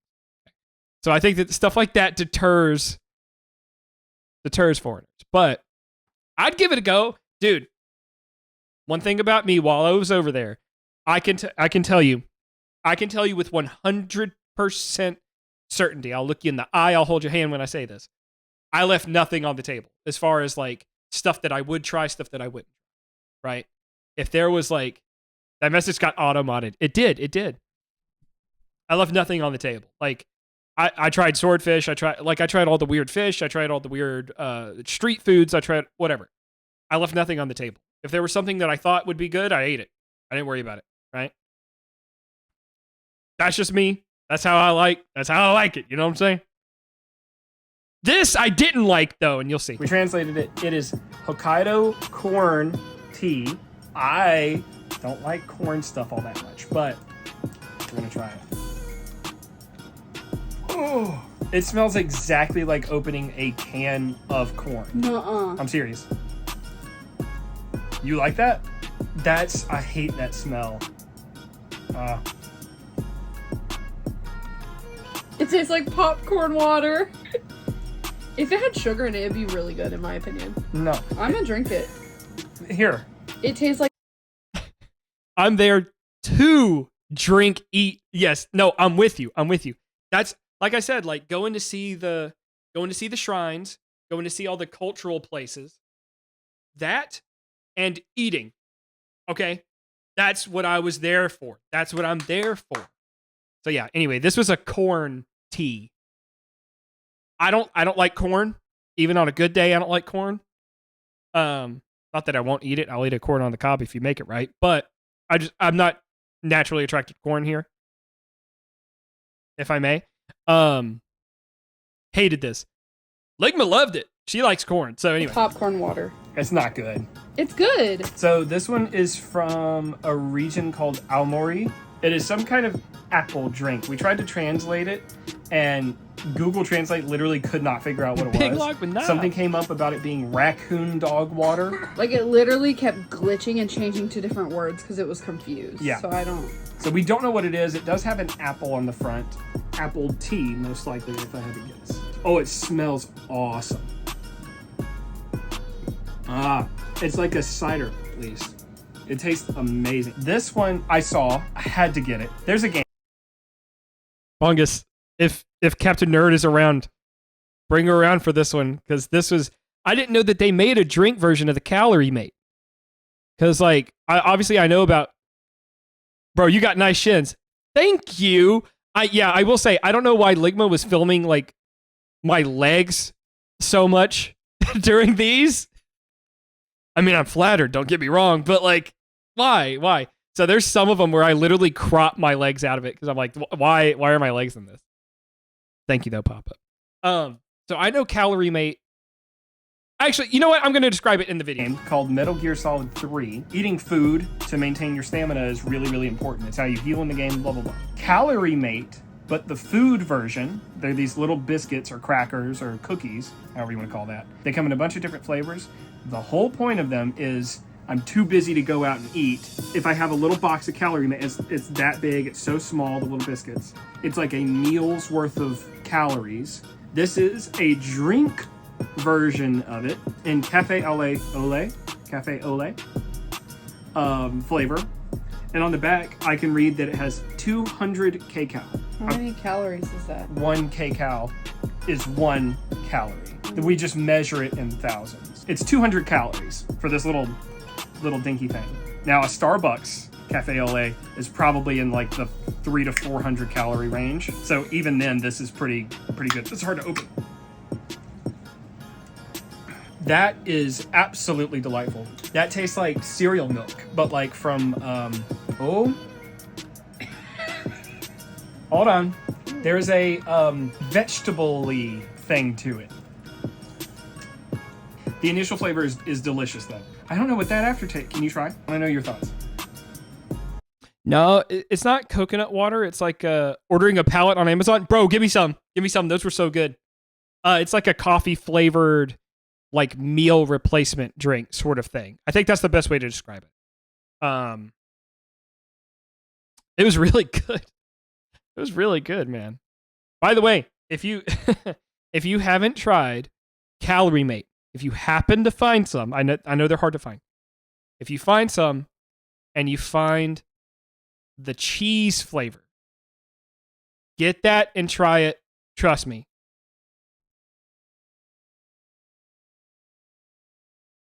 Please. And then tell me what you thought. Yeah, this was really good. It was like a coffee meal thing. It's awesome. Matter of fact, real talk, this is not a joke. I have Calorie Mate, like the little biscuits, in my pantry right now. I keep them around just in case I'm like, I don't know, editing for 48 hours straight. I don't know. Yeah, so I ate some of those just actually this morning. No, not cheese drink, the biscuits, dummy. It's the cheese-flavored biscuit version. Lemon bread. Yeah, it's essentially like a lemon bread. Hey, good pull. Good pull, Hercules. I don't like that. Fair enough. I did not like it. And you've heard it here, folks. You heard it here, folks. I've heard it here, folks. It's good. Anyway. Okay, this one, it's broken because it's been in my day pack today. Yeah, so you can tell this one I cropped my legs out. It's like this shot was like 90% legs. I don't know. We bought it at like 5 a.m., 6 a.m. or something like that. I just haven't eaten it yet. It is a croissant cracker that has been sort of like glazed. No, I have socks on. Japanese not sweets bare feet. are notably not that sweet. Intentionally so. That's just the way the palate is here. That's the way that they make desserts here in Japan. This is the sweetest thing that I've had since being on the island. And it makes sense because you can actually, I don't know if you can see it, but it's crusted with sugar. It's delicious to my Western tongue. Do you want to try it? The texture is so nice. Exactly. Hercules nailed it on the head today. Less addictive, less calories, right? Now, one thing I will say, kids, like something like this, kids sweets are sweet. But I think it's intended that as you grow up, you grow out of this.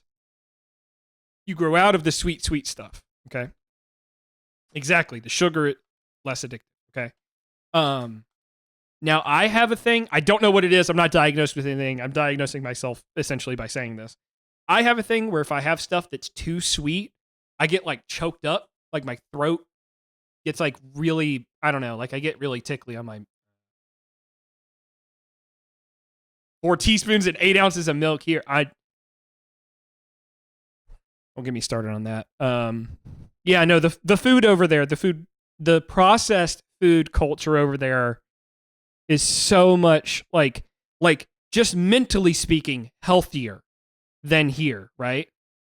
Because here it's like, hey, let's make something that's going to last on the shelves for 18 years and we'll give your kid diabetes. Period. There's not an if. It's on the box. We'll give them, like that's the vibe here. Over there, it's like, here's a tasty little treat. It has literally, not joking, I'm pretty sure this thing did not have a lot of calories. It was like maybe 150 calories or something like that. Which if you know anything, here in the States, I'm pretty sure that a bag of Doritos or something like that is like 200 calories. Minimum. Right?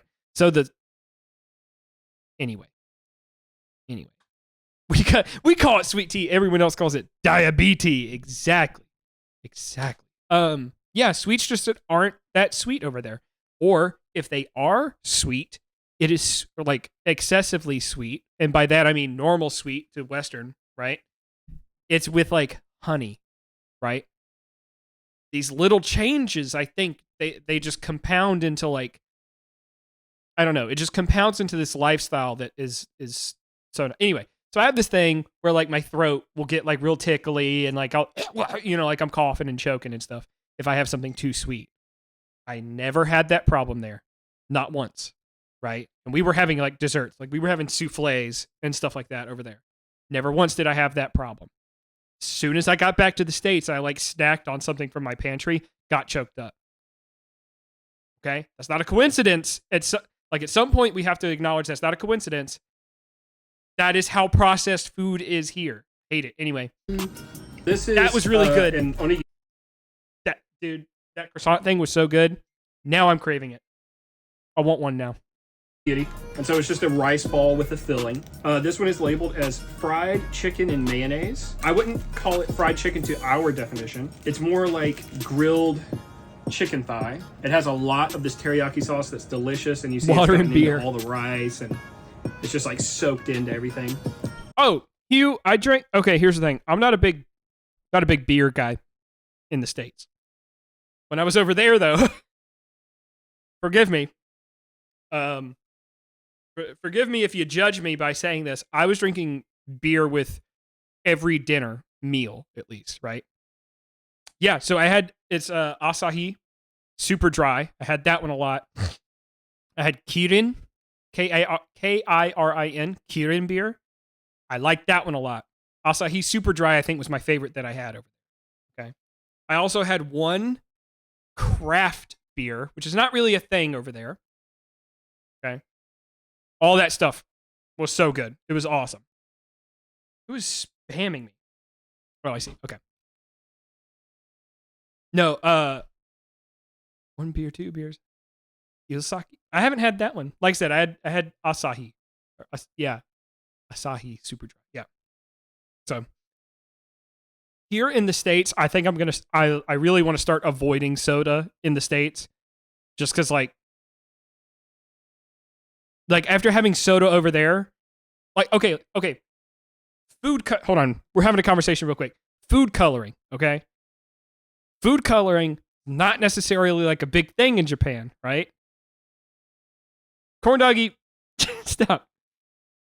I eat my calories, not drink them. Ideally, right? So, like, food coloring over there, not necessarily a thing. Everything is like generally speaking. Let's be clear. I'm not saying 100% of everything is not. You know what I'm saying? I'm talking in generalities here. Like red 40, not a thing. If it is, it's in. Sorry, I got hiccups. It's in such small quantities that like it's fine. I had. Like, here's an experiment for you. Here's a thought experiment for you. In the States, if you got a peach Fanta, okay? Fanta peach, however you want to pronounce it, whatever. Okay. What color is it? It's bright freaking pink or whatever. Okay. There, I had a Japanese peach Fanta. It was like barely colored anything at all. Okay. That sounds healthier just off the rip, and calories were lower on that particular soda, and the sugar content was a quarter of what it was in the States, and it was still good. It's still good. And I think that's what drove me crazy. Like, because I like peach soda, okay? you believe it.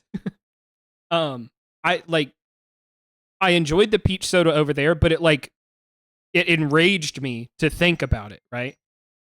Because like you have a peach soda here and it's 130 something % of your daily amount of sugar. At what point do you put that in a soda and think, hey, this is a great idea?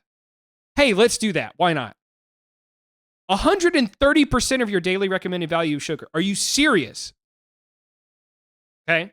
Over there, it was like in equivalencies because they managed to sell more soda. I know. And I hate. Over there, obviously, it's the same brand. It's Fanta. It's a different product. What does that tell you? That you go to a different country, it's a different product in the bottle. It's not the same soda.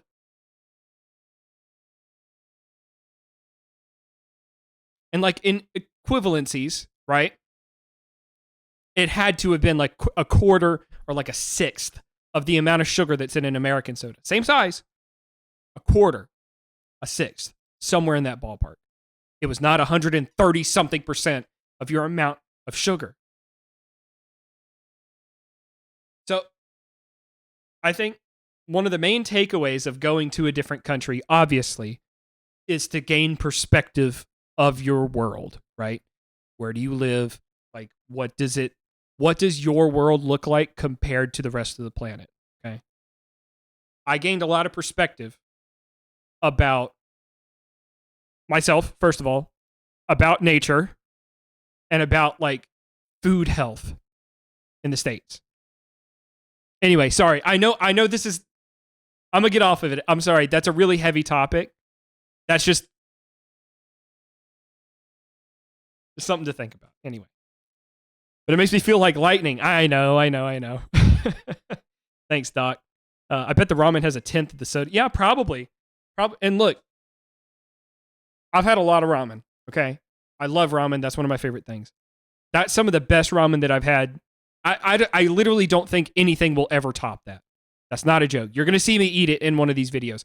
I don't think anything's ever going to top that ramen that I had. I guarantee you it was half the calories, half the sodium, half the cholesterol. Like, there's no way that it wasn't. Because, the stuff that we serve here, they would not serve the citizens there. They would not serve that in Japan. Anyway. Y'all ever have Surge? Like real? No, I haven't. I know they did a reissue of it that had less sugar and stuff like that in it. And it wasn't as good, allegedly. But, no, I wish that I could have had real Surge. All right, let's get back into it. This is delicious. To circle back into this, sorry. This is a quote-unquote fried chicken onigiri, okay? It's not fried in the way that we would say it. It's a different kind of preparation. Mm-hmm. Anyway, This is there you go. Sorry about the rant. And so it's just a rice ball with a filling. This one is labeled as fried chicken and mayonnaise. I wouldn't call it fried chicken to our definition. It's more like grilled chicken thigh. It has a lot of this teriyaki sauce that's delicious, and you see it's gotten into all the rice, and it's just like soaked into everything. I mean, come on, that's delicious, and it's like $1.30. It's 200. Okay, this also brings up the point of like food pricing. Sorry. Okay, and you're right, Hercules. Okay, our food is made to make money, not keep people healthy, not serve the populace. Okay, I think that is something that's a takeaway from Japan. Like if there was something that I could bring back from Japan, just all by myself, I bring it back and I just put it into the American like ecosystem, if you will, the American nation. It would be that. It would be sorry about my shins, bro. Kind of strange since you would want to keep people healthy to keep paying taxes. This is another note. On average, they did a study. On average, the Japanese population is living 7 to 8 years longer than the American population. On average. Okay. You don't think there's like a connection between like whatever's happening culturally in Japan versus whatever's happening culturally in the US? You don't think there's a connection there? Like it's the food, it's the lifestyle, it's the culture. There's no way that that's not connected to the lifespan. Anyway, Papa Smurf, I'm glad my shins have got you all sweaty. I wore a lot of jeans while I was over there too, so watch out for that, okay? I know what you like. 178, yeah. So call it $2.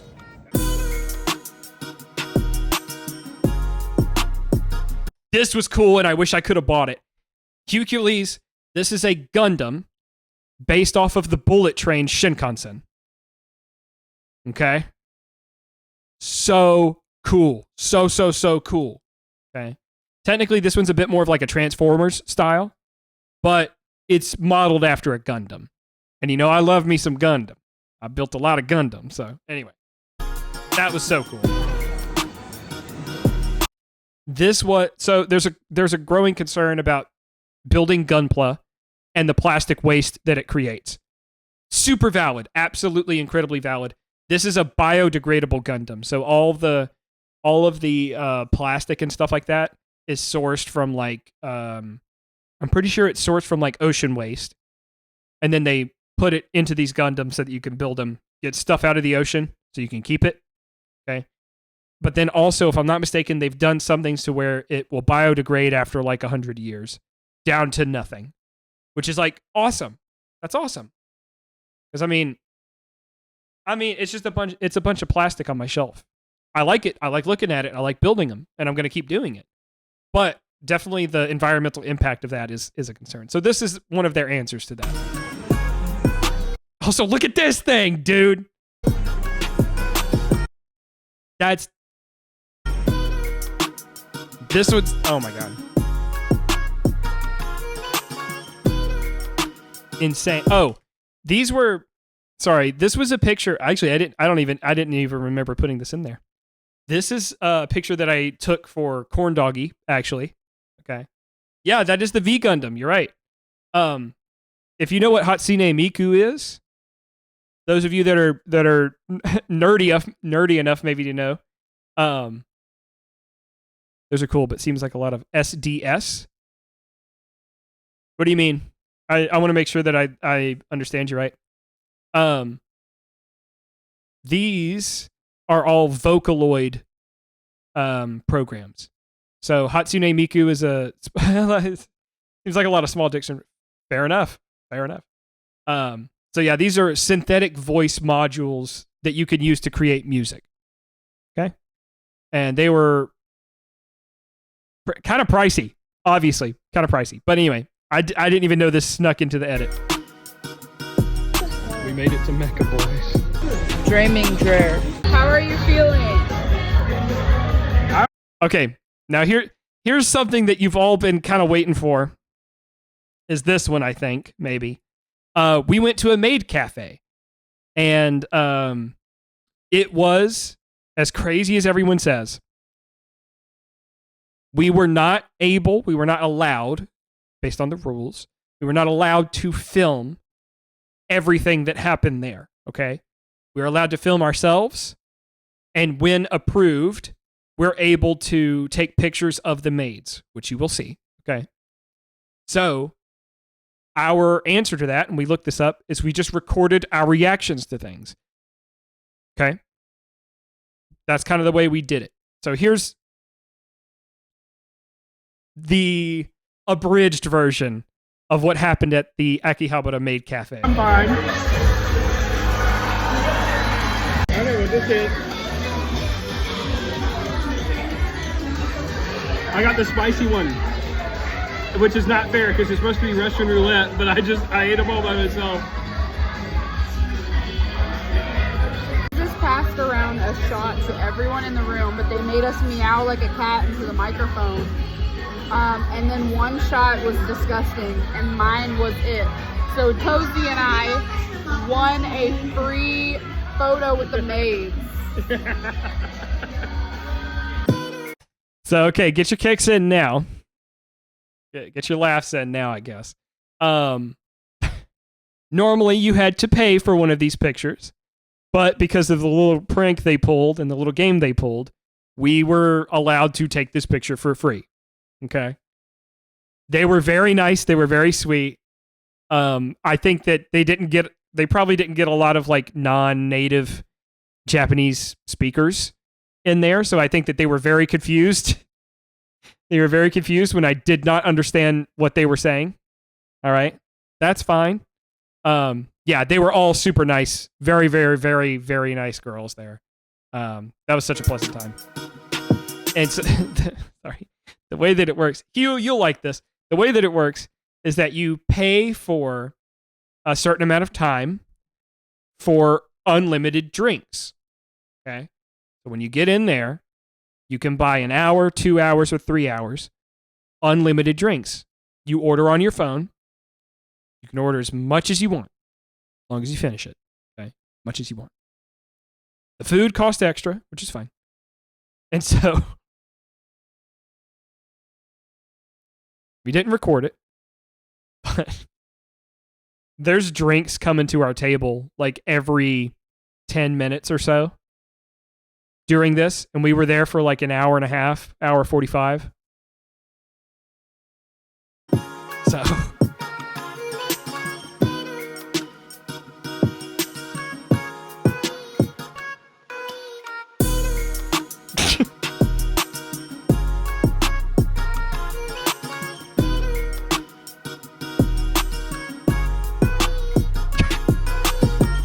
I'm so drunk. Did we end up in here? I don't get what happened. we reached Mecca, boys. I'm gonna watch some hentai tonight. Okay, so to explain what happened here, I don't do this often, or at all if I can help it. I drank too much. Okay, and I don't remember doing any of this, frankly. And again, I don't like drinking to that point. I don't like that. But luckily, Ligma was there to document all the stupid stuff that I was doing. All the stupid stuff that I was doing the whole time. So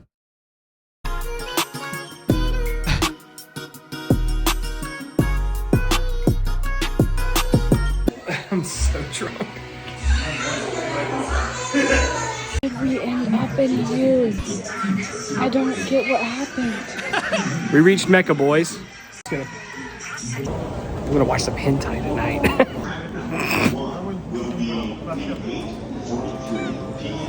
Just showing how close you are to other humans.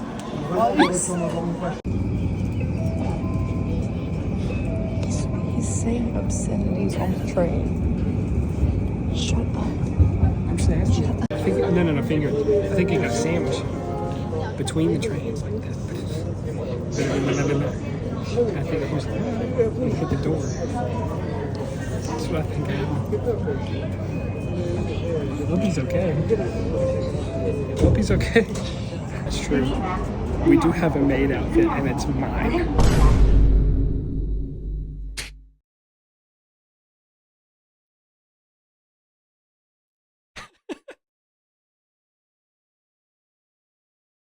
Oh, I still don't know what I was talking about in that one clip. I have no clue what I was talking about. Yeah, I only took 2 pictures that night, and one of them was an ad for an audio console. Of course it would be. It's me, right? So that was Tokyo Day 4. Okay. Now, good news, everybody. We are a third of the way through this. There's literally 13 videos. What console was it? Hold on, let me look.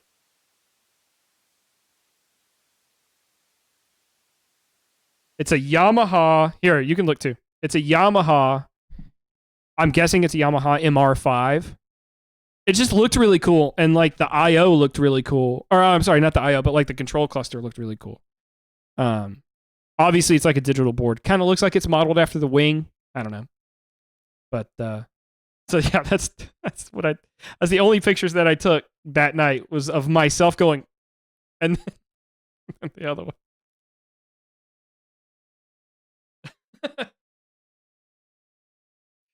Oh man. How are we feeling about the abridged Japan trip so far, by the way? Just curious. So this next one is Tokyo Day 5. Technically not Tokyo because we took a day trip. Bro, almost had a Shibuya meltdown. Look, here's the thing. I'm going to be honest with you. Had Ligma not been there, probably would have done a Shibuya meltdown. Probably absolutely would have done a Shibuya meltdown. So this next video, we actually took a day trip to a place called Hakone, right? Hakone was so cool, as you're going to see. So let's relive that. Oh yeah, this beat was made with a bunch of train noises.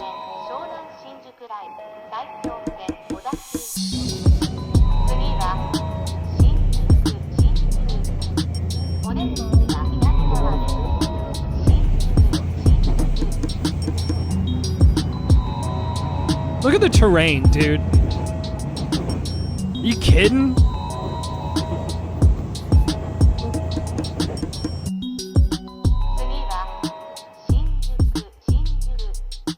Yep. And so you can see Mount Fuji in the distance from where we're at here.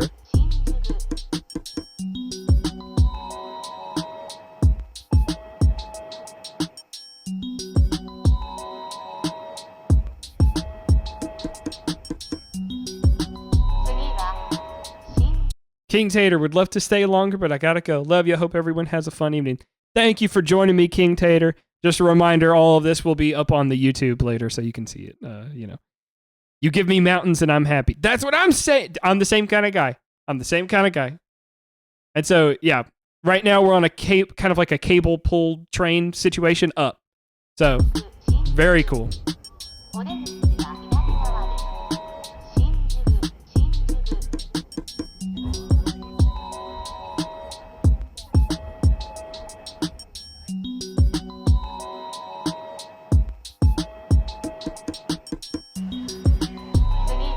This was so much fun. Welcome to the rice field. No, that's in Kyoto. That's later.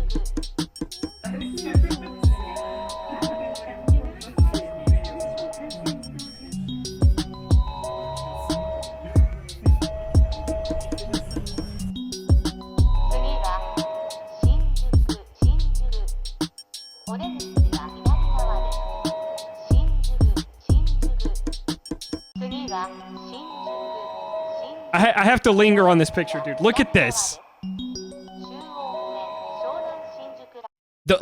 This was one of those pictures I took, and the more I looked at it, the more like just unreal it looked to me. Like obviously I'm standing there and I'm looking at this in real life, but I took this picture and I was like, this is unreal. It's a painting. This is a painting. It was gorgeous.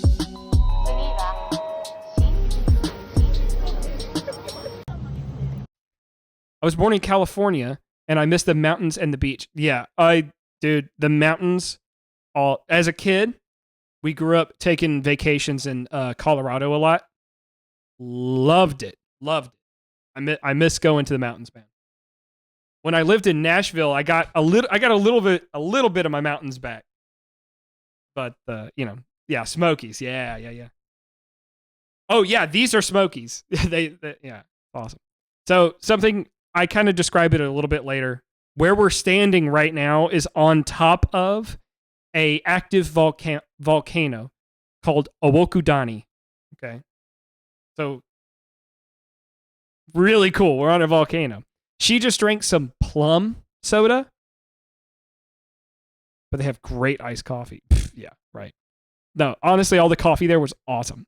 It tastes different. It tastes different than American coffee or Western coffee in general, but Eastern coffee, very good. She just had some plum soda that she is not a big fan of.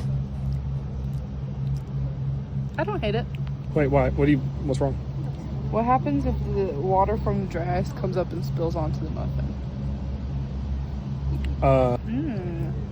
That's good. That's good? Mm-hmm.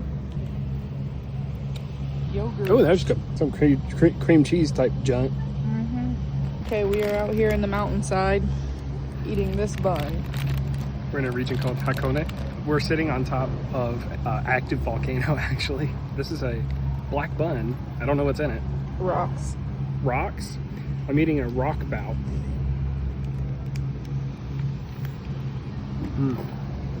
Rate it. I got 8.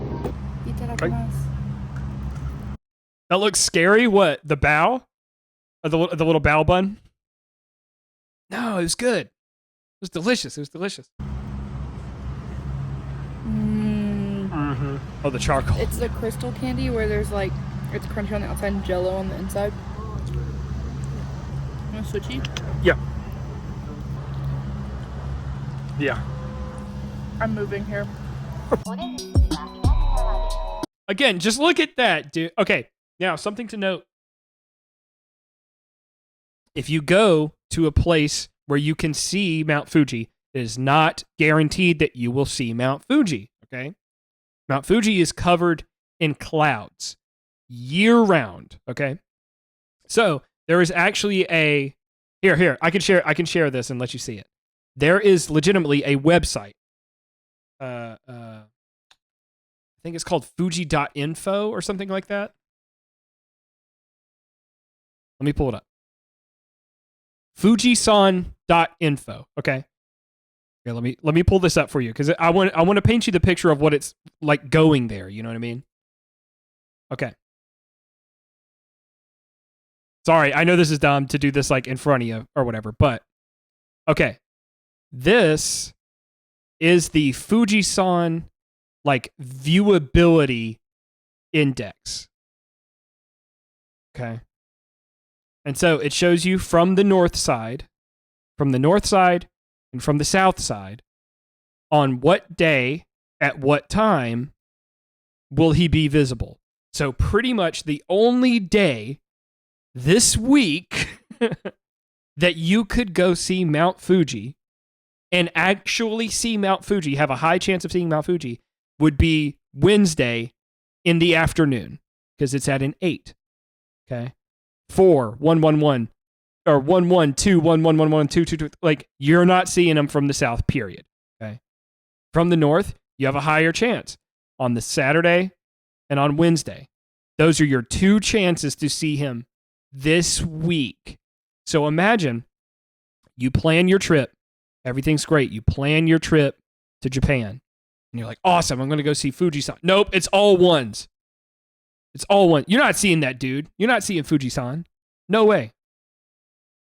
So the smaller blue is better visibility. No, the larger the blue is, the better the visibility. The higher the number, the better your chances. So a 1 is like the worst. A 0 is the worst, I guess, but a 1 is really bad. You're not seeing him. So an 8 is kind of the ideal. When we went, oh, excuse me, hold on. When we went, we got so lucky because the Fujisan info the visible index, looked like this, except for the day and the time of day that we were there was a 10. Okay. We got so lucky. We got incredibly lucky to be able to see Fujisan. So these pictures are on a level 10 day. Ideal, perfect visibility of Fujisan. Okay. As a religious man, I am blessed to have been there for that. Want to switchy? Yeah. Again, just to paint you a picture of what it's like going to Japan. That's what you got to do. You got to look at the Fujisan index. I'm moving here.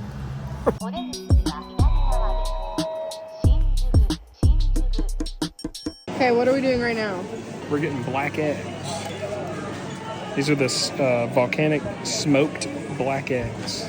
4 pieces, $7.40. Yeah, it's 4 eggs. That's what this place is called. Okay. That was the most efficient. That was like Chick-fil-A needs to take notes. I just farted. Ew, you can't tell. Can't tell we're on top of a volcano. I was gassy this day. I mean, luckily it was this day. Where do we go to try it? So this was cool. You got your Kango. Yeah. Fujisan. So you can kind of tell where we're at. In terms of like a map, just for information wise, we're about 40 miles. Running from it is diabolical. No, I sped it up. Hush. We're about 40-ish miles from the base of Mount Fuji. Okay. So we're like not even close to Mount Fuji, and look how big it is in the distance. Crazy. So yeah, this was awesome. We're looking at Mount Fuji, and then I turn around. There is the mouth of the volcano. Right? The mouth. It's a covered mouth. It's a capped volcano. Anyway. Running from it. Oh, I see. Literally crop. Nearby Mount Fuji. We're not at the foot of it, but we're very close. And you can see down here, this is an active volcano called the Awakodani Hot Spring. That looks like your toilet. Mm-hmm. Regionally famous, I suppose. Black eggs. To my knowledge, they're smoked in like this volcanic. Yes. So all the smoke that's coming up here, right, is steam. Obviously, steam. Hella man purse, dude. That thing saved my life over there. I'm telling you. So it's smoke or steam, depending on which vent it is. Okay. Yeah, 2 active volcanoes in one pit. And so they take these. They're just regular chicken eggs. Okay. You take these chicken eggs, and they stick them down with specialized equipment, obviously, into the vents. World famous turlet steamed cooked eggs, honestly. And so they stick them down into these vents, and they smoke or steam the eggs. Okay. And so that's how they cook them. So they're black from the ash and the heat. Okay. There's smoke down there. And exactly. Every egg that you eat adds 7. Okay. I did this math in the video because I thought it would be so funny. So the lore is that every egg you eat adds 7 years to your life. So I'm breaking down the cost of 1 year. Anyway, like this it's stupid, but it was funny to me. Yes, there's smoke down there. And every egg that you eat adds 7 years to your life. And I got 4 of them for 500 yen. Now, that's the shell, obviously. So I have to crack it, but I don't have anywhere to crack it. Unless I just like... They just Sharpied the outside of a... No. I'm joking. Give me a second here. It is so far just an egg. I thought it was a century egg that had... Yeah, so it's black from the smoking process and the volcano, obviously. You added 140 years to yours? What do you mean? Oh, man. No, this was a really cool experience. Add 7 years to Anyway. No. No. Get ready for the So, wait, hold on. I'm sorry. I forgot what she said there. just an egg. I thought it was a century egg that adds 7 years to it. No. No. Get ready for the time lapse. You've eaten a bunch of hard. Yeah, me too. Me too. Apparently, just these are the ones that add the 7 years to your life or whatever. This, I guess. Should I one-shot it? Eat the ducky nest.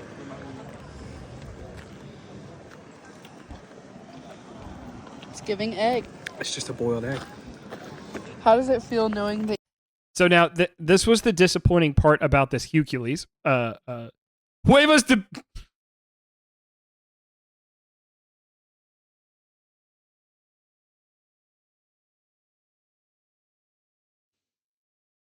Terry. You could tell when you hang out with you. Oh, really? Yeah. He's an active volcano too, huh? Jesus. Yeah, so I was kind of expecting, truthfully, I was expecting more flavor, more of like a smoky kind of thing to the eggs. No, just tasted like a boiled egg. Now, it did come with salt. I did not use the salt because I did not see the salt until after I had finished. Okay. Let's just get that out of the way. With no Tabasco. Come You're on. going to add 28 years to your life. Rate it. Egg. So this is us literally having a photo shoot with Mount Fuji. Crazy.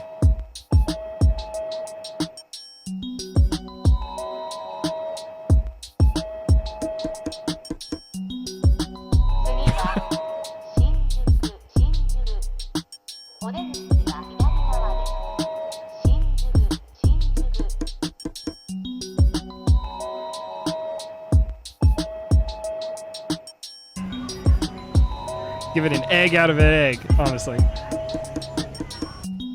So this was crazy, okay? So we paid for it's like a public transit pass, right? So we paid for a public transit pass. Outside of hard-boiled eggs, I turn into a 5-year-old with eggs. I need ketchup. Oh, fair enough. Okay, I get that.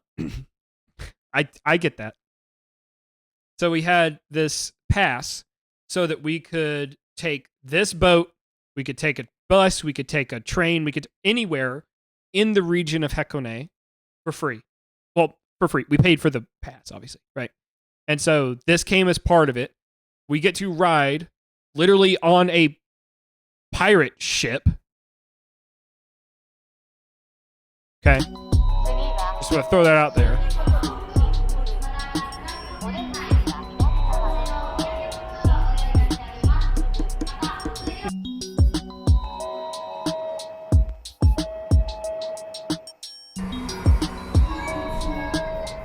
This was gorgeous. This whole experience was crazy.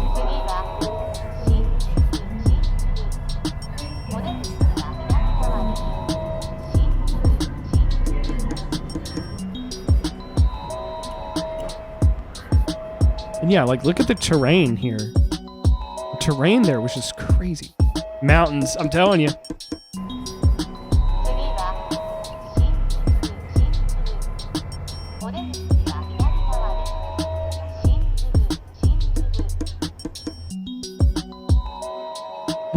We wanted to go to the Peace Story so bad. Look up take note of the name of this if you're curious. Take note of the name of this. Look up pictures of that later, dude. That is I was so ready to go to that. But we weren't able to have time. We didn't have time.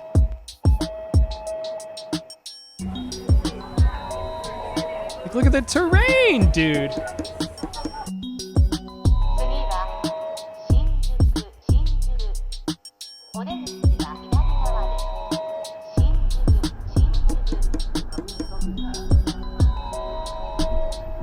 So we're on a bus at this point, by the way.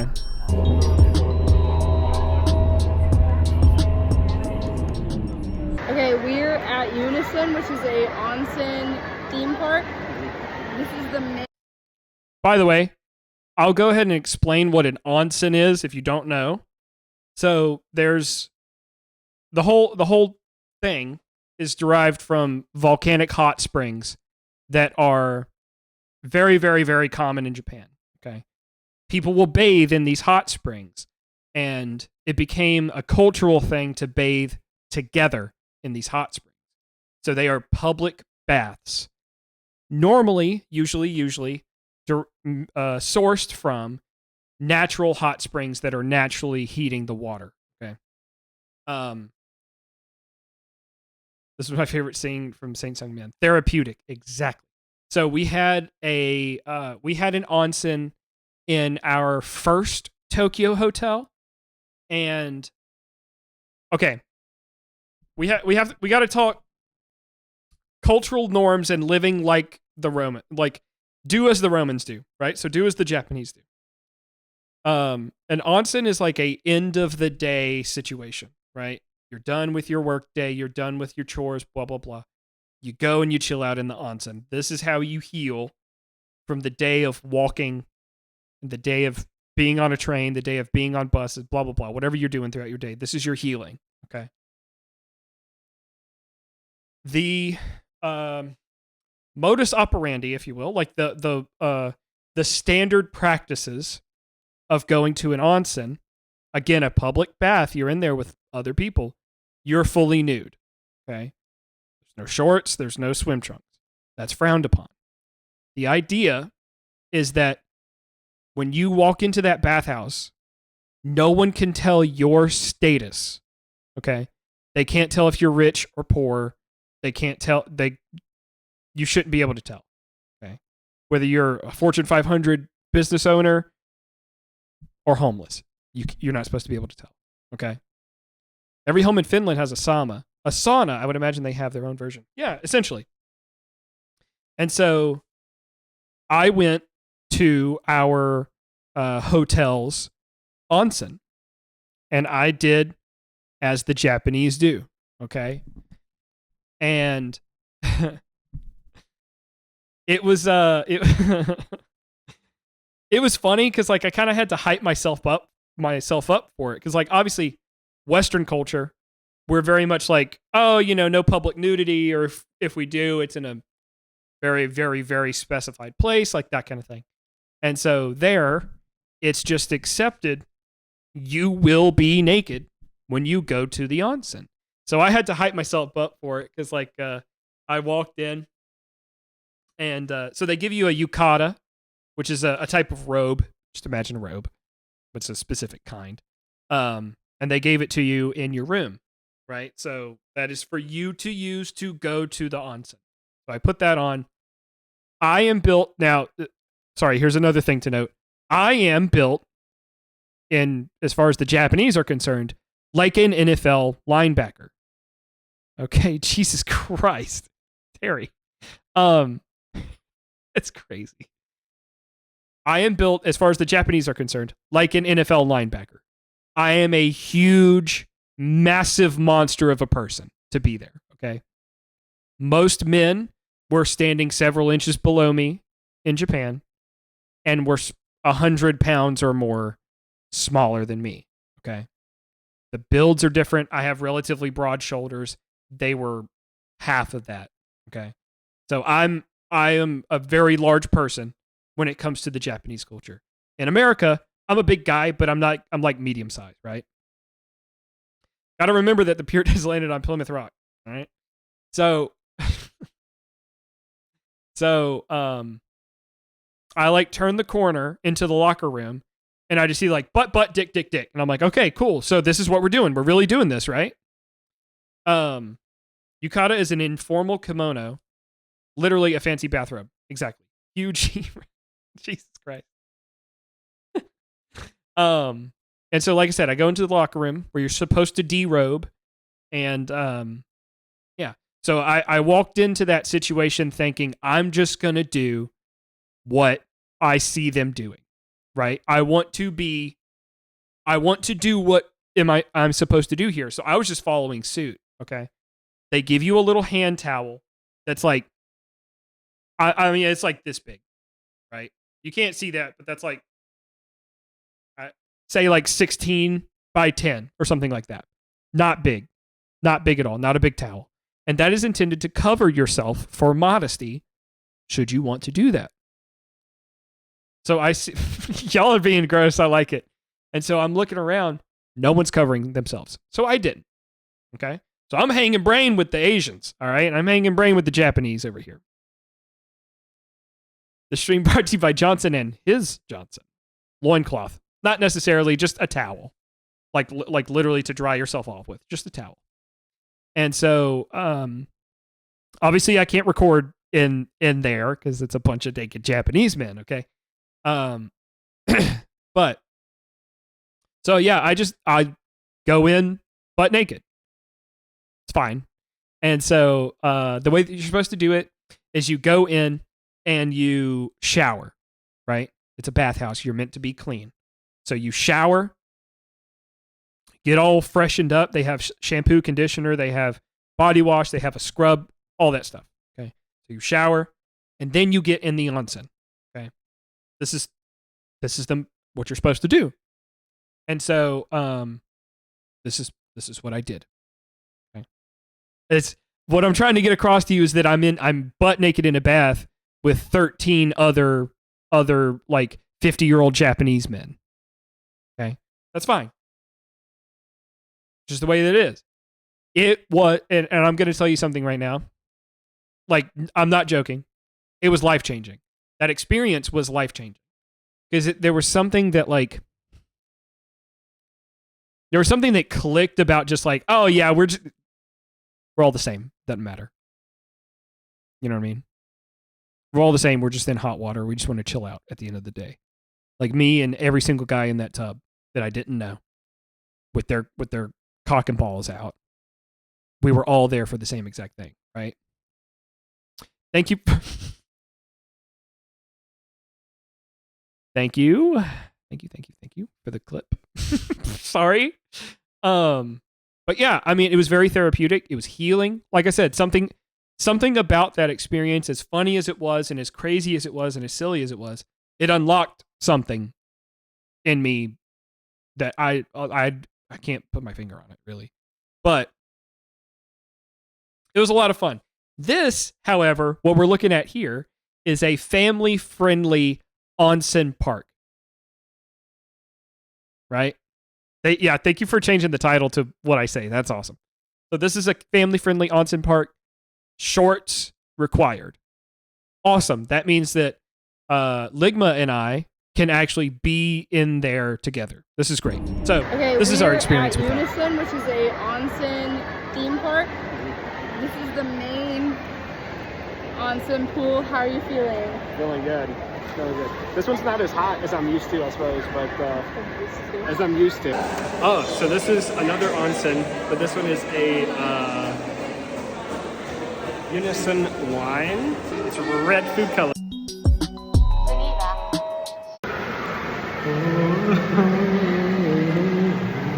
The fact that literally no one is here. This looks like boo-boo fufu. Not the dogs. Okay, where are we at? We're steeping. We're in the green tea bath. It's more blue. You're looking very Smurf-like. Smurfy, huh? Yes. Corn dog eat. There was a whole section of this. Sorry.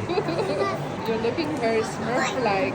There's a whole section of this park that is Ultraman themed, right? Very cool. So there's like 3 or 4 little baths back here that are all Ultraman themed. And we're about to go in the video is actually Ultraman themed as well. Just the beginning. Okay, we're on this water park going in this cave. It's Ultraman themed, so it's all the enemies of Ultraman. Cool. How are you feeling? Feeling great.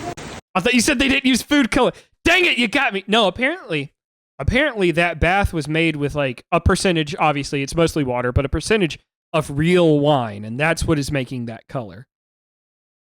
Right? Pretty cool. So you can see the inside of this cave here. Pretty cool. Again, the whole thing Just hot water. It's awesome. Okay, this Awesome. onsen has a cave and like little fish. This right here was the best one, I think, by far. And I know Ligma will back me up on that. This was the best one by far. Hugh, look at this view, dude.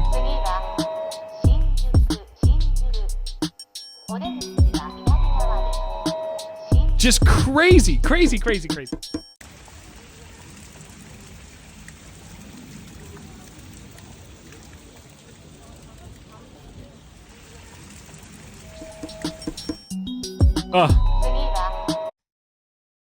Take you with you next time. Okay, sure.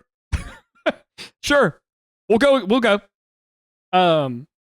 This was sort of a cultural point that I wanted to bring up. So we didn't bring our own towels to this onsen park, but you could rent towels, which was awesome. Awesome for us because we're tourists, we didn't know. So you rent towels. We accidentally left these towels in that spot at the entrance to the whole onsen park. So we left them right there by accident, and then just went about the whole thing. So everything that you saw, I mean, we were there for like 2 hours or something like that. 2.5 hours, just soaking. Okay. Came back. We were ready to leave. Our towels are still there, untouched, completely untouched. Okay. Bro, you know, in the States, if we had something like this, somebody would have wiped their kid down with that and took off with it. High trust society. Honestly, yeah. Like, it's one of those things where, like, I think that there was this understanding of, like, I'm doing my thing. I literally do not care what you do. I'm doing my thing. I'm in my lane. You stay out of my lane, I'm staying out of your lane. That's the vibe there culturally. And so this, I think, is just, I know it's a little thing. I understand that. I do. This, I think, is indicative of, like, just the culture in general there. Like, you know for a fact, there'd be doo-doo feces everywhere if this was stateside. Honestly. Anyway, like I said, I know it's such a weird point to make, and it's such a little thing. This spoke volumes to me about the way that the society is brought up. You know what I mean? Like, their values. This spoke volumes to me.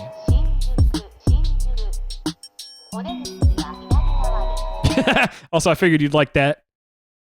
Smorking room. They mean well. They really do.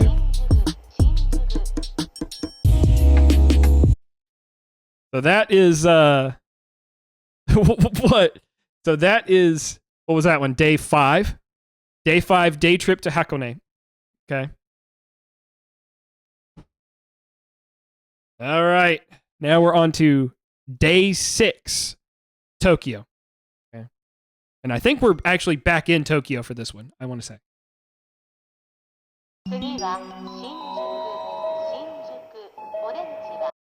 Ligma, your favorite day of the trip was Hakone?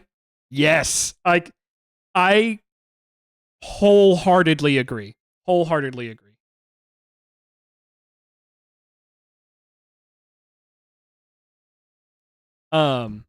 I mean, that whole day was magical. The environment that we were in, like mind blowing that whole day. I loved it. Okay. Day 6. Yes. Tokyo. Oh, okay. So this was the day. Sorry, I had to think about it. This was the day. So Ligma is in grad school right now. We're very proud of her because she started grad school while we were in Japan. So she's doing her homework with like a 13-hour time difference, and she's having to track that in her head to figure when to like post her assignments and stuff. She's a superhero. She really is. Okay. So Ligma stayed at the hotel for the morning to finish up her papers and finish up her homework. Okay. So she saw a taiko service. This is on a Sunday, okay, in Japan. So she saw a taiko service. This is part of a religious thing, but it's also a cultural thing for them. So this is our view from the hotel looking down. So cool. So cool. Again, view from the hotel room. I went on a solo adventure out into Tokyo because I was like, I want to go see some stuff. No sound. You guys, I'm so stupid. I'm sitting here showing the video. My bad. My bad. I fixed it. Okay, so here we go. She stayed at home. These are the taiko drums that she saw.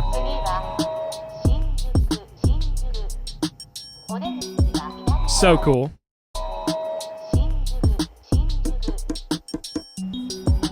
Like I said, I'm going on a little solo adventure in this one to go see some shrines and to go see some other stuff. Cool stuff. Doing a bit of a solo adventure today out to Zojoji Temple.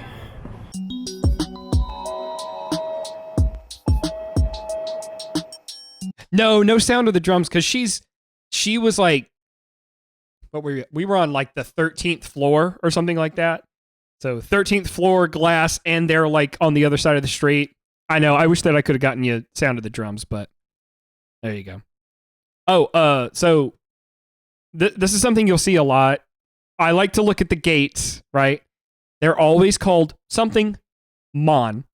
Okay. Monster. They're meant to scare away people that are trying to invade. So this one is Nintenmon. Really cool. Just happened to see him on my walk to Sensoji. Nichoji? I can't remember which one I'm at here.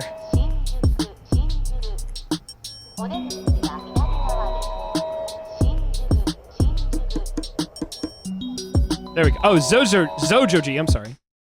It was funny because I was doing my homework and I could hear the drums through the window and I was like, what is that? I think in my OG video you can kind of hear them. I'll send a corn dog to show you if I can hear anything. Oh, okay. Yeah, fair enough. That'll work. Man, all that culture. I know. It's mind-boggling. So this is Zojoji. Something I wish that I had have gotten on camera as well. They had a taiko service here while I was here. Like as I'm walking up here, you could hear them doing like the cuckoo. You know what I mean? Like they're doing that kind of thing. Sounded like I'm joking. I'm not. That's what it sounded like. This is a genuine question, but I've heard Pokemon Go is so elevated by the fact that the community aspect of the area. Did y'all try it out any? No, I did not. I did try Monster Hunter Now, and that was crazy there. Like everywhere you walked, there was cool stuff. No, we totally should have done Pokemon Go while we were there. That would have been so much fun. Anyway, but yeah, no, they were starting like a legitimate Buddhist service as I was walking up to look at this temple. It was insane. And there's Tokyo Tower right in the back. Like it looks fake. It looks fake. And that's what I was saying earlier about like I could understand.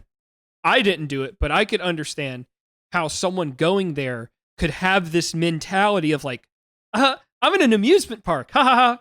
I don't actually have to respect, like I'm in an amusement park. It looks fake. It feels fake. It feels like a dream to be there, right? So I can understand why someone would have that, you know. I'm not showing the suicide part. We didn't go there. Anyway, look at that. Okay, so this is what I'm talking about. Like right here, you can see my cursor, right? Okay. So right here, looking into it, this whole thing is full of a shrine. It's full of a big, golden Buddha. It's full of like incense burners and tablets and papers and like all of these culturally significant things to the Buddhist religion. Okay. And so that's okay. No need. And so I don't take pictures inside of the temples. To me, that is disrespectful. That's disrespectful to do that. And to my understanding, culturally, that is disrespectful for someone to do that. So I don't. I took videos of it from far away, like that kind of thing. I'm not up in there taking pictures of it. I think there's one that I do, and it was only because it is acceptable to do so at that one. So I'll show you that one in detail. But look at this thing. Yeah, I think right now is whenever they're starting the Taiko service. And so all of these are, luckily you can't read them, but all of these are donors to this temple. Not to temples as a whole, to this temple. So these are like major donors to the Zojoji temple. Really cool.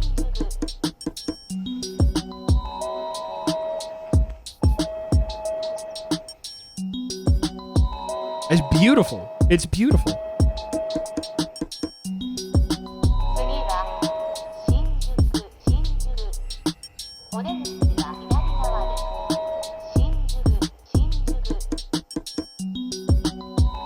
Just, oh my God, just crazy. Yeah, and so this is part of the mausoleum here. Yeah, the architecture. I took so many, like, which I didn't include them here because I didn't think they would fit. But like, I took so many like close-up pictures of like the way that they were doing their joinery. Like if you're into, okay, this is dumb. When I was a kid, I was really into woodworking.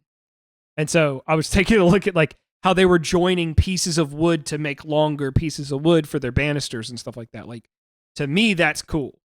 Probably lame to most people. To me, that's cool. So I was taking close-up pictures of that. So I'm with you. The architecture was mind-blowing.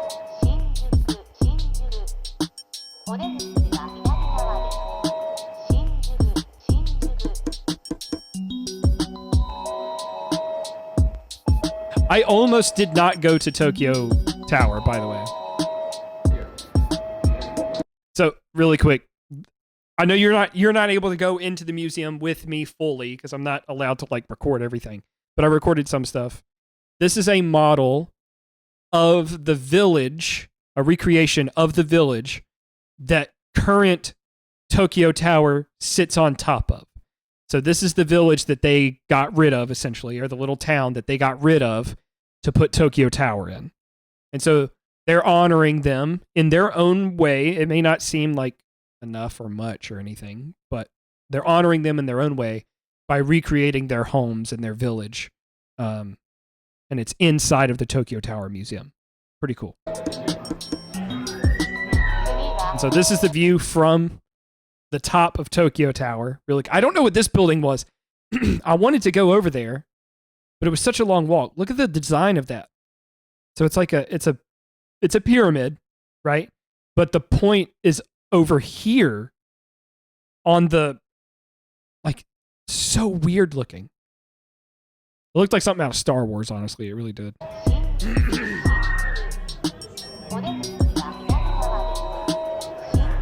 And like, look at how many stories that is. It's like 40 floors or something like that. It's crazy. Oh, corn doggy, lock in. Okay. This is Tokyo Tower Kun. Tokyo Tower Sun. I can't remember her actual name. So, sort of the joke that like anime is everything over there. It kind of is. It really is. I liken it to like how in the 50s and 60s and the 40s even, we used Popeye and Betty Boop to like advertise stuff, right? So this is a caricaturization, an anime caricaturization of the Tokyo Tower. They have one. I'll show you in a minute. Hold on. Just stay with me. Like, these views are just incredible. And so that temple that I was in earlier, Zojoji, that's it from the air. Okay. So I walked in right there, went and saw this building, and then this was the main building that I was filming. And then these are the two auxiliary buildings that I took pictures of. Beautiful, beautiful. Now, something that I'm so sad I didn't get to see, just so that you guys know, this little construction plot that's right here. What they're working on, and I'm so mad that I didn't get to see it. what they're working on there is they're doing maintenance work on, this is not a joke when I say it, the THE oldest wooden structure still standing in Tokyo. So this this gate that's right here, so it's like one of the Mon gates, one of the actual like door gates, okay, is, I think they said it was like 800 years old or 700 years old or something like that. And they've just been doing like minor maintenance work on it over all these years to keep it mostly original that they can, but just to keep it standing. And so they were doing maintenance work on it, which I'm glad that they're doing. I'm mad that I didn't get to see it though, because it's right there. I was right there next to it. I just couldn't go see it. Anyway, I'll see it next time. Thank you, Elder. That's exactly right. So here's more views. Here we go. Here you go, Corn Doggy. So this is all of the, it's like a little anime thing that they made. So these are all of the major landmark buildings in Tokyo. Excuse me. In Tokyo. We went to a few of them. Pretty cool. But yeah, so these are all of the anime-ified buildings. Pretty cool. Obviously, we went to Tokyo Tower, and then we went to this one, which is Osaka Tower, I think, as well, or Kyoto Tower, one of the two. You'll see it in a different, as in the VTuber agency, maybe. I don't know. But yeah, I thought you'd like that. Pretty cool. Oh yeah, and that was a little panel in the floor, so you could look down the whole tower. Really cool.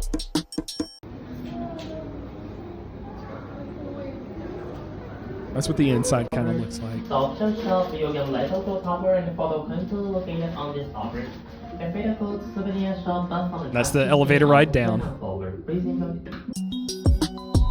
These guys are so cool. Look at this. Okay. So, personality, cool and quiet. Bright and active, but lonesome. Huh. Special skill, dodging. Heel drop. So fighting. Posing. And handshakes. Yes, Corn Doggy, I know what they look like. I know. Favorite motto, look passionately with a woke gesture. I haven't read this until just now. Look passionately with a woke gesture. Start little by little, steadily. So this is something that's cool, is that every town and city has, has a little character to personify it. So we stayed in Sugamo whenever we were in Tokyo the first time. And so there's Sugamon, which is a little duck. Really cool. So the Nopon brothers, are the Minato City tourism ambassadors. Pretty cool. And then here you go, Corn Doggy. Here's a shelf just full of Godzillas. They didn't have any like OG Godzillas. So they didn't have any of like the old cartoony-eyed ones, unfortunately. Gojira. Oh, this is cool. Okay, in this video, I didn't specify which school it was because I didn't want to I'd dox them, I guess. I don't know. I'm in the Tokyo streets, and I'm near a high school. Okay, pretty sure it's like you can live in the high school type situation. Okay.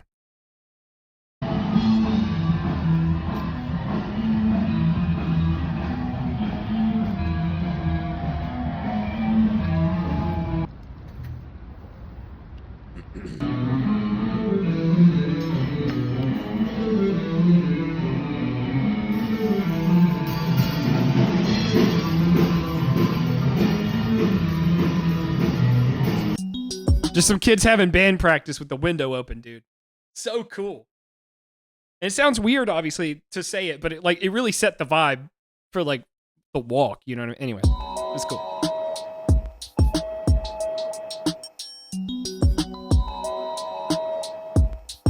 So at this point, Ligma and I, just the foliage. I know. Oh my God.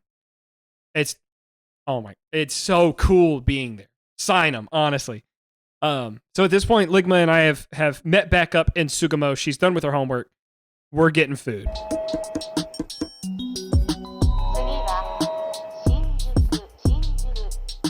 Okay. I was saying the thing about soda and food coloring. This is the only soda, and I can say that. I'm serious, I can say this. This is the only soda that we had that was like a bright neon whatever color. This is melon Fanta. And so this is a Japan exclusive melon Fanta. This is the only one we had that was like a bright color. Everything else was like normal colors. Okay? Or like what should be normal natural colors.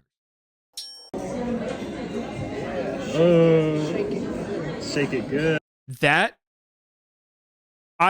This is not a joke. While I was editing this video, I went to sleep after editing this exact day. I dreamed about the souffle. I dreamed about it. It's that good. It's that good. I dreamed about this thing. I gotta see if I can make it or something. Okay, so we are on our last day in Tokyo. How are you feeling? Feeling great. Right now we're having a pot-baked vanilla souffle with anglaise sauce. It's delicious. That sauce. It's so good. What was your favorite thing that we did in Tokyo? Ooh, the maid cafe was wild. That was your favorite? I don't think, no. I'm getting there. Don't think it's my favorite thing that we did, but it was crazy. I've enjoyed all the like shrines and like the temples and stuff. I've enjoyed the Tokyo Temple. Oh, I'm sorry, the Tokyo Tower. I'm gonna say the shrines and the temples and stuff. I've enjoyed that, I think, the most. What was your favorite thing you've eaten here? Kuda sushi. Really? Yeah. You want to go back again? No, I want to go try other things. Now, okay, I said that in the video, obviously. No, I want to go try other things. We went 2 more times to Kuda Sushi. 2 more times. What are you going to miss the most? About Tokyo? Yeah. I don't know if the other places that we're going have public transit like Tokyo. I really enjoyed the train hopping to get where we need to go. It's been a lot of fun. What's one thing that surprised you about Tokyo? It's very quiet. When you're walking down the street, it's nearly silent. There's not any loud machinery. The cars here are very quiet. People here are very quiet. It's just quiet. This is real, by the way. Whenever we got off the trains to Sugamo, which is where our hotel was, it was like, okay, now it's time to like walk. And so we're walking to our hotel. And I'm serious, it was silent. Dead silent. And I got kind of like freaked out. I was like, is something like going on that I need to know about? It's like I'm here with my wife. Like, do I need to, what's going on? No. It's just quiet. No, I mean bike riding. Yeah, bike riding is really common. Not a lot of people have cars because public transit is so prioritized. So prioritized in Japanese culture. So like trains and buses, trains more than buses, but trains, that's your main way of getting around, and walking. So walking, a bike if you have it, if you want one, and then trains. Like that's the whole thing.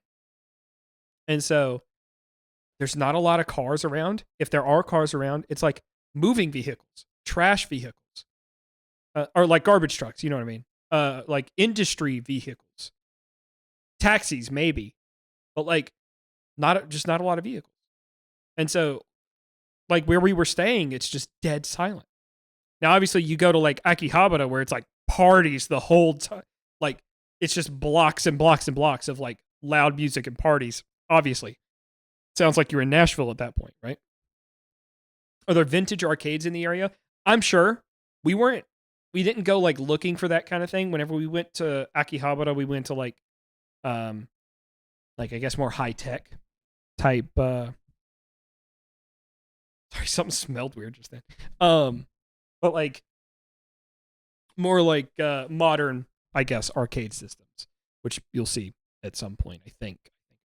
Very peaceful, surprisingly, for it to be Tokyo. Literally Tokyo. See, Did I learn to count like in Japanese? I know up to 4. Everything past 4, I don't know. Ichi ni san chi. That's it. Ichi. I'm sorry. Ichi ni san chi. That's all I know. center Tokyo. Bye.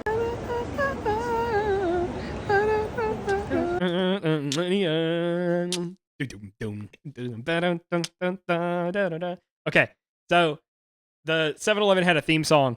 I'm singing it here, and I'll tell you, I'm on key and everything. I looked it up. I'm on key for this. It played in every single 7-Eleven we went into. Love that song, dude. It's so good. I'm sure I'd get tired of it if I actually lived there. To be Tokyo. Literally Tokyo. City center Tokyo. Bye.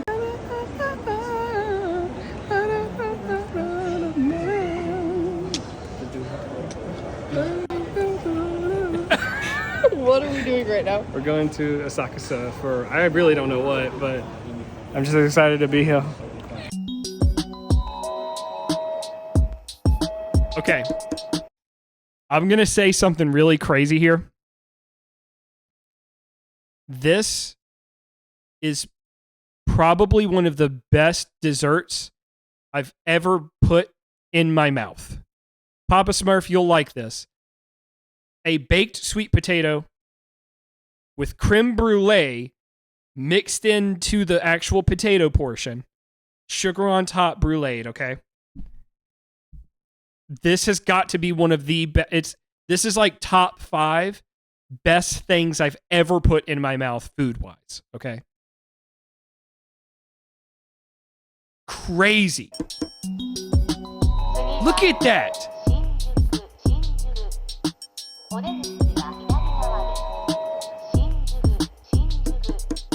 To the point I ate the skin. Yeah, food-wise. No, top 5 things I've put in my mouth ever, I'm pretty sure. I ate the skin of this sweet potato. It's that good. Okay. I literally cannot stress enough how good that was. Okay, y'all, we're at the Ichiran. Here's another thing, top 5 best things I've ever eaten was Ichiran. We're at Ichiran. You go in the front and type in what you want, and they print out a ticket for every item that you want. I got ramen, dried seaweed. Like straws, chopsticks, gum. Gum is not a food. Just throwing that out there. Orange juice, and a matcha almond pudding. What did you get? Oh, I got the big thing of matcha. Matcha? Oh god, sorry. Of ramen. I got all the Fixins. I got all the fixins. I got a drink, a soda. The egg came with it, and then I got a noodle refill. So how much was all of that? 2,700. So, as far as like buying a single meal, I just bought food for me, like that kind of thing. Like we're not buying it together and then adding that math up. Just my meal was 2,710 yen. I don't know if you heard everything that I got, but I got like a lot of food and like a beer. You know what I mean? So I got like a lot of food, and it was about $20, $18, right? And you'll see everything that I got. It's it's decent food. 110 yen. And so this kind of shows the process here. So there's a kiosk where you go and you pay, you pick everything you want, and they give you the tickets. She described this. I'm just kind of recapping. And you get the tickets. And then whenever you call them by pressing a button. Whenever they show up, you hand them the tickets that you want to redeem at that point. Okay? And then they go, all right, thank you. Close it. And they go get it, bring it back, open it. You don't have to talk to them. You don't have to speak or anything. Now, I was saying like, thank you. I was like, arigatou gozaimasu. I was saying thank you the whole time. It's like, thank you. You're serving me. I appreciate you serving me. So this shows the process.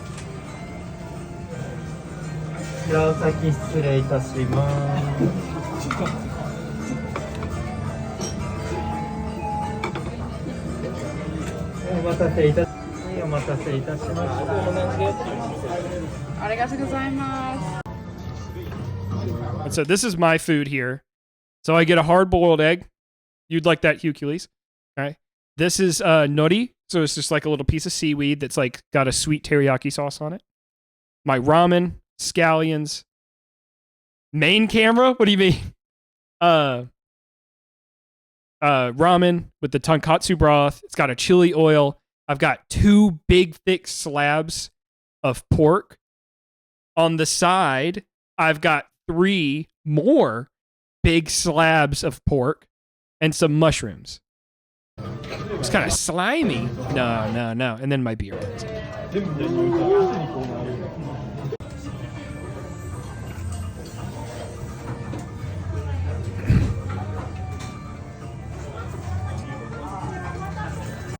Like, what did you mainly record with? Honestly, I was using my phone a lot.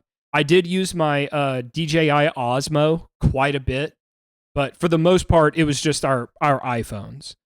Because, you know, you always have it on you. It was just easy to do it that way.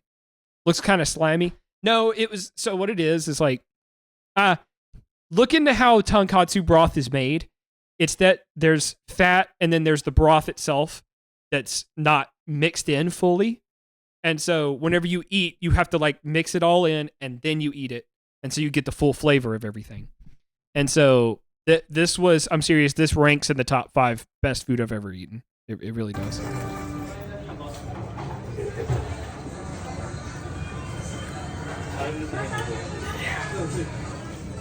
Like, I'm in disbelief at how good this is.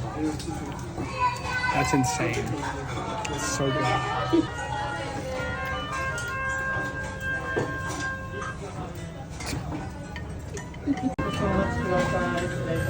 Okay, we have the matcha almond pudding. I don't know if Cozy is going to be brave enough to try this one. I'm not the biggest matcha guy. I'm starting to kind of become a convert, sort of, but only whenever it's like good quality matcha. If it's like garbage Starbucks stuff, it's not even in the conversation. I don't want it. But obviously we're in Japan. This is where they make it. This is the only place they make matcha on the planet. Right? Like that's another one of those things that like altered my brain, I think. Is like matcha, like I said, matcha. There is one place on the planet that makes it and we're there. And it's so good. It's so good when we're there. Anywhere else, I hate it. Which is like fine, obviously, that's the way it is.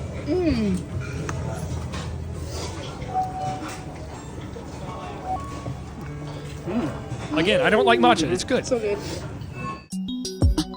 So this is, if you're in my Discord, you got this message. It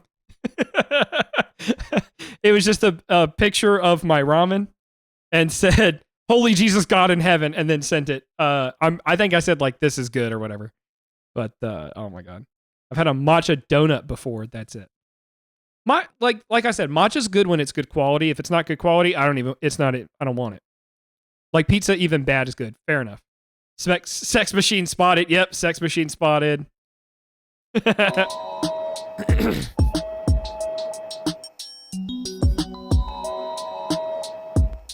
I'm pretty sure I drank all the broth, if I'm not mistaken.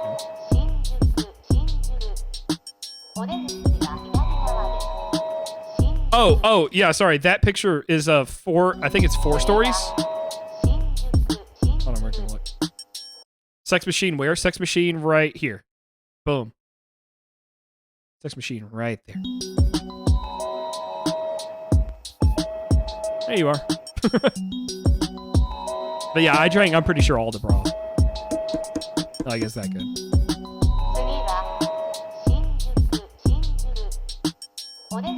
Just want to note really quick. 1, 2, 3, 4. 4. 1, 2, 3, 4 stories.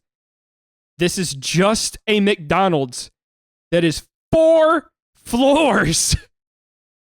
It's 4 stories.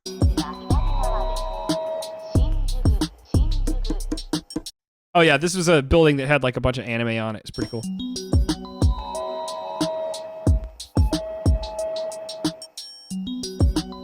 And then there is the Toho building. We actually end up staying in this hotel later. But this is the Toho building with the Godzilla up there.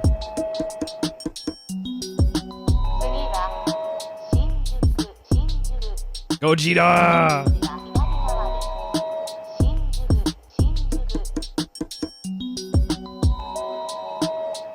Okay, I know this is a really scary picture.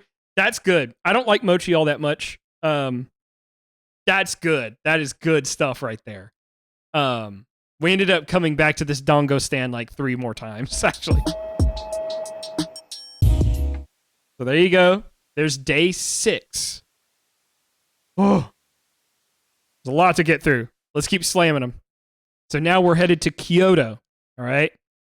Kyoto is on sort of like Germa spotted. Where was Germa? Wait, what? What are you talking about?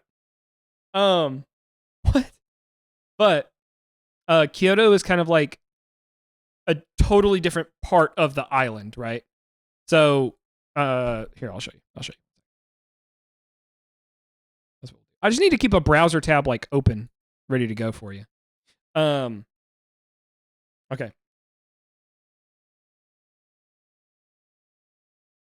So I will show ya. Behind Ligma eating the doodoo balls.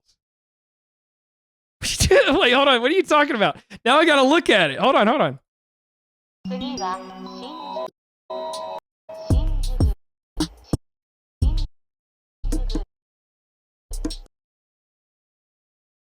Okay, I gotta go to bed. I had to go to bed. Glad you had a blast. I'm super jelly. Have a good night. Good night, Hugh. It was a pleasure having you with me.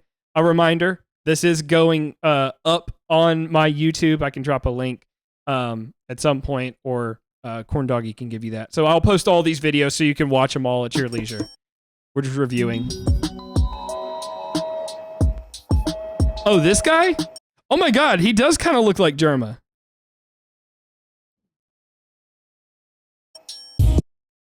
He kind of did look like Germa, actually. That's awesome.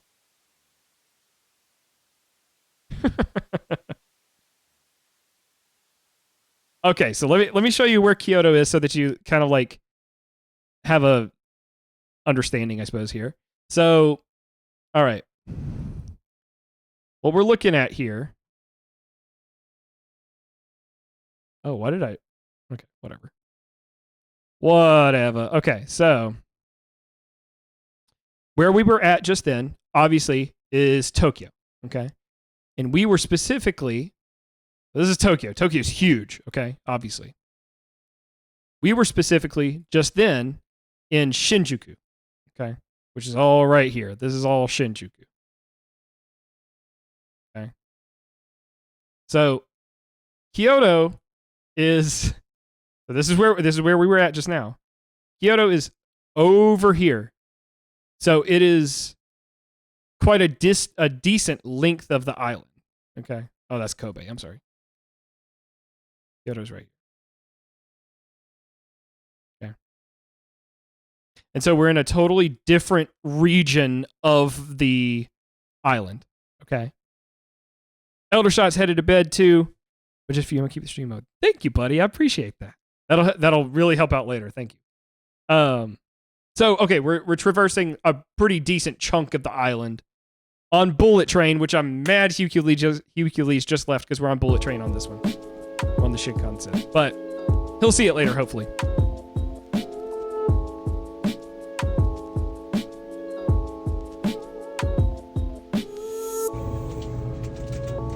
So this is the Bullet Train. We're actually on it now. This was what it looks like out the window.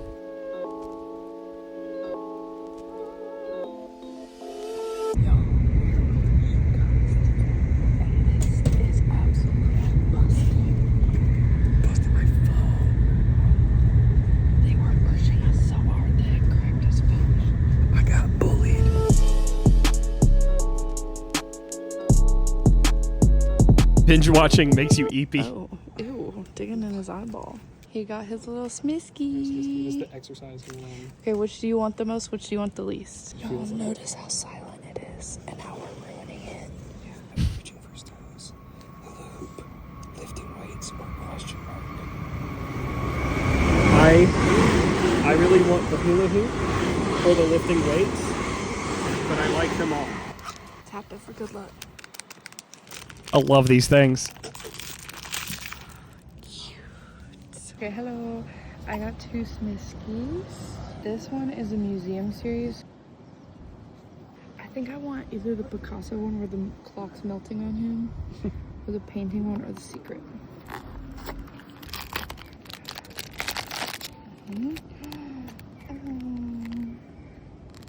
A Smisky and a baby Smisky.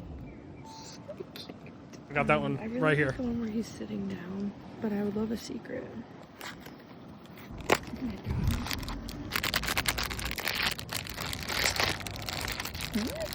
Got a baby. So we got this dude where he's like flat. It feels so good outside though. Wait. Blood in his face. I don't know. I didn't know it would come with 2. This might be the secret because he's not even on. Whatever. I'm not complaining. I got this one. Yeah, you're locked in when you're opening this. Sorry.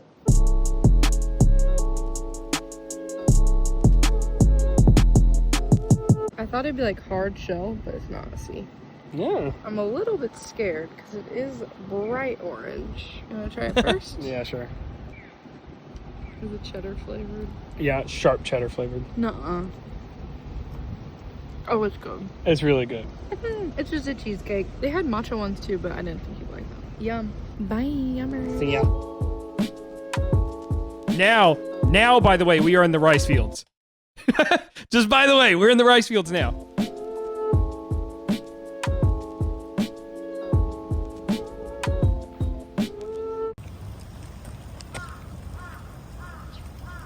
Look at that. That's gorgeous. Come on.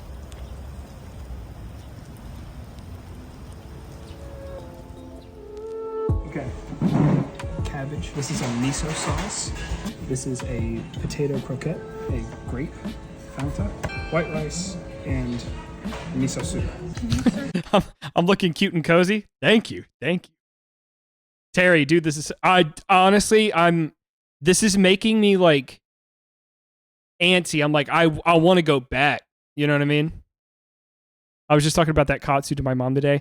I was just thinking about this one today while I was making my katsu earlier. I was like, oh my god, I want that tonkatsu from Matsunoya. Check on your phone how much So this is good. in USD. 960. 960. So yen to USD, it's about 2/3. Now's your chance, by the way.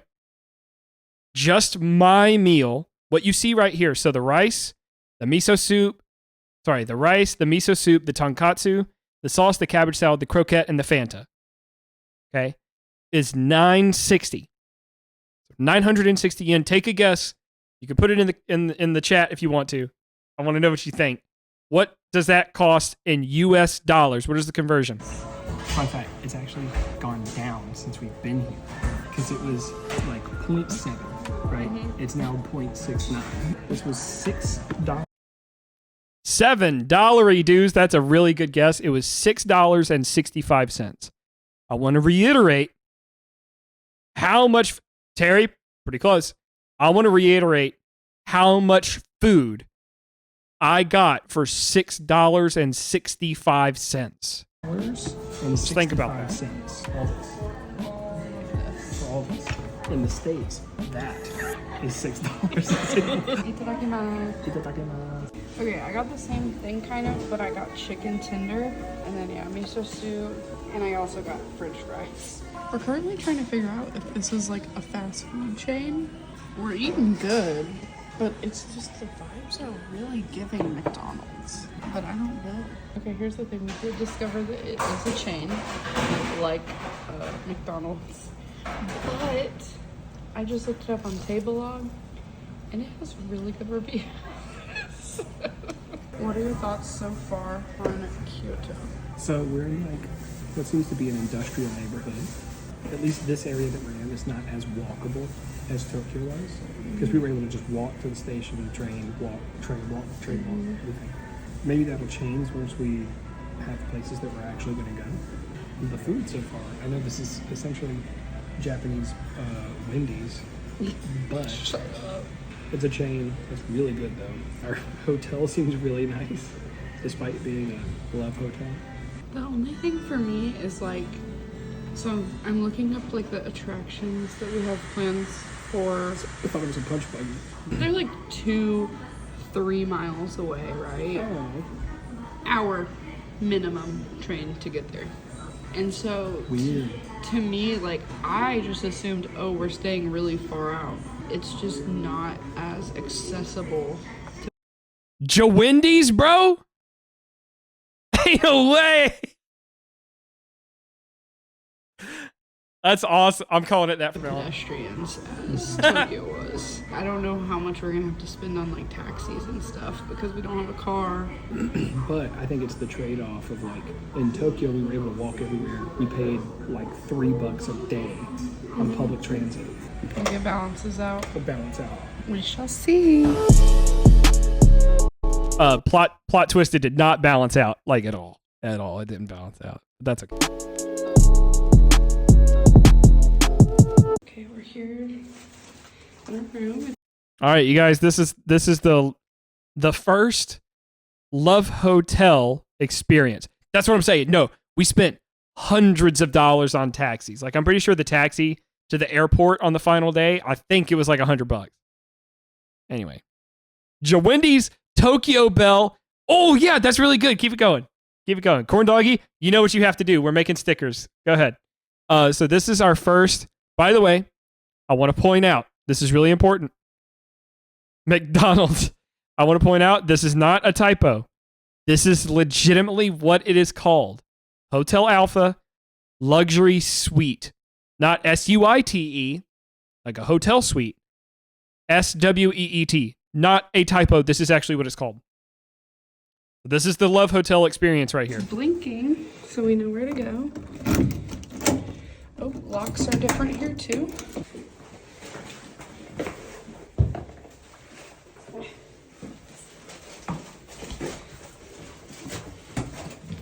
Oh my god. Awesome.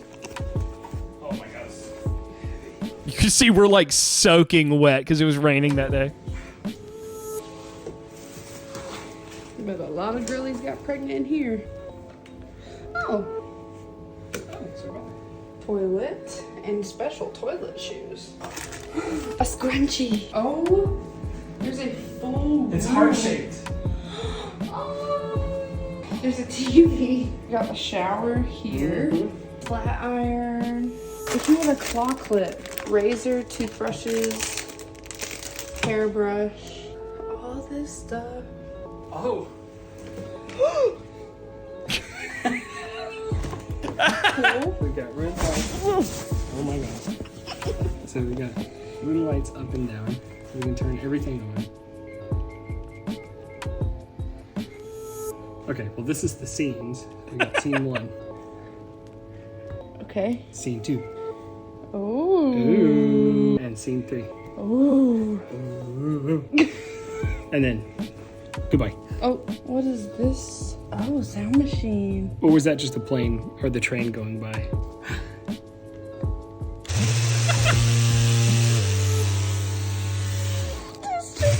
Next to the bed.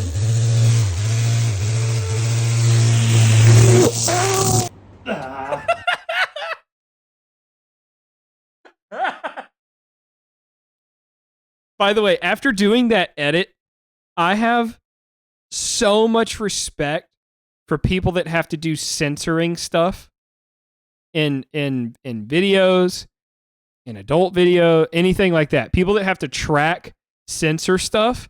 Dude, I have so much respect. That was so hard to do. That took me like an hour. Yeah, that thing had a motor in it. Had a motor in that thing. Sorry, let's see it again. Goodbye. Oh, just for me. What is this? Oh, That's so sound funny. machine. Or was that just the plane or the train going by?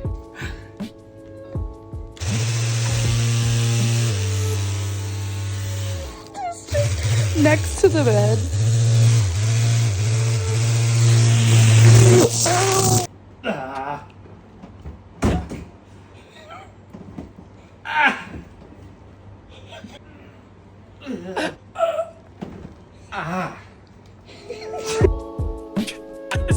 hurt too.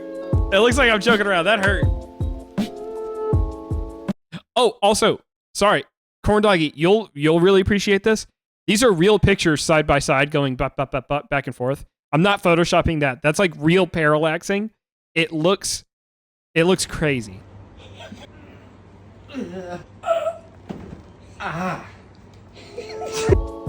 These right here.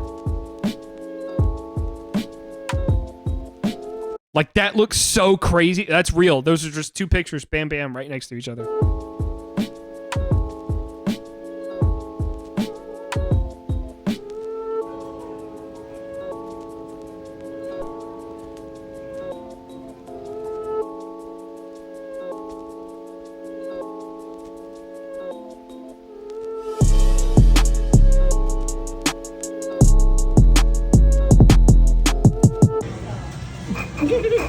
You have to tell. Okay, where are we right now? What is this place called? Oh my god. Wagyu Sukiyaki. Wagyu Sukiyaki. And we're in Kyoto right now, and like kind of the main part of Kyoto. And this is interesting. So we have to cook the meat ourselves, which is fine. We cook the meat ourselves. It's a yakiniku style or a sukiyaki style. We dip the Terry, you're on a roll. You've got to be stopped. Dude, that's really good. A J shot. Stop. No, I bought a Swatch. Wagyu sucky.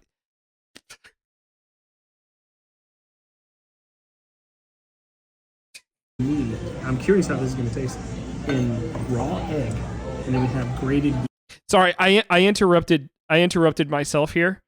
The traditional dipping sauce for what we're about to eat, this is not a joke, is raw egg. Just raw egg. Okay. We cook the meat ourselves. It's a yakiniku style or a sukiyaki style. We dip the meat. I'm curious how this is going to taste in raw egg, and then we have grated yam. Do I choose good restaurants or what? These have all been before you record. Okay, what do we have to drink? I've got a soda. I have a Calpico soju cocktail. So what she said we do is we wait. Sorry, when I was editing that, I was laughing at how I immediately broke. What have we got to drink? A soda? Like, it didn't even get out of my mouth before I broke. These have all been before you record. Okay, what do we have to drink? I've got a soda. I have a Calpico soju cocktail. So what she said we do is we wait for a few minutes for this. There's Wagyu beef, and there's tofu over there, all that. We put sugar, and then we pour this. So we'll keep you posted. I think that's how it's good. Is it good flavor? One, two, oh god, three. And a little more because I feel like I didn't do enough. And then mix it up. You did like a You count 14 beers. Hey, how about 1,000,000 beers? Oh, dude, I know what I want to drink. 1,000,000 beers. Thank you.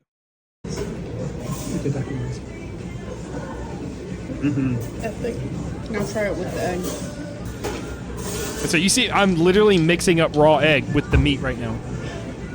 Feels really good.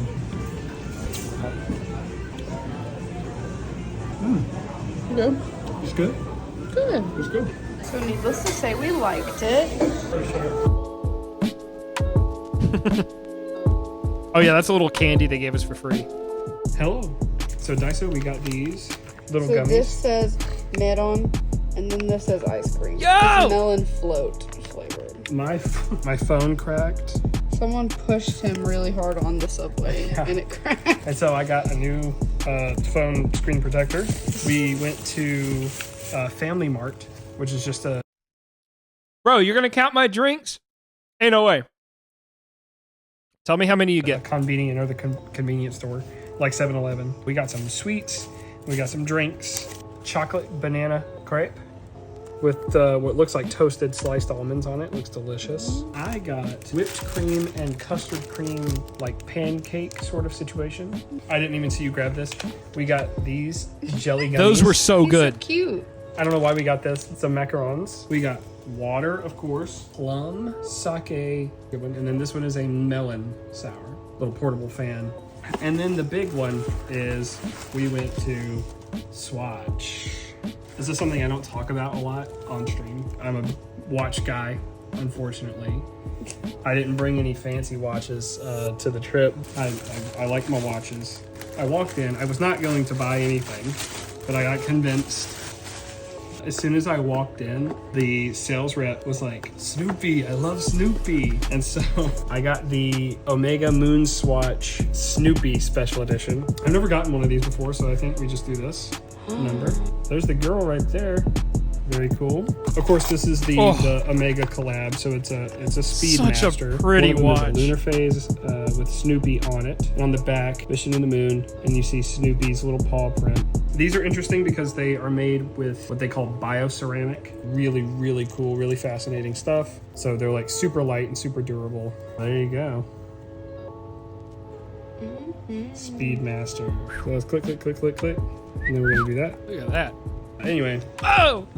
There you go. He loves her. I love her. And I like the domed glass. It's like domed on the edge and then flat. Here, I don't know if we can. Me just nerding out about this watch for like 20 minutes.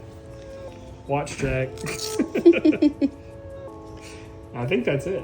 Yes. That's it for the whole. All right. Bye. Hello. Hello. This is the pancake here. I like that it's split so you can like. You can bust it open. You can bust it wide open. Oh wow. What? Oh, it's delicious. That's like a Twinkie. Chocolate banana crepe. I don't like nuts all that much, but I'm gonna be really brave right here.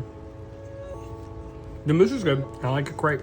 Yum. The plastic here, despite being thinner, is quite a bit stronger. Oh, afternoon tea macaroons. Ligma can back me up on this. These macaroons were awful. Genuinely awful.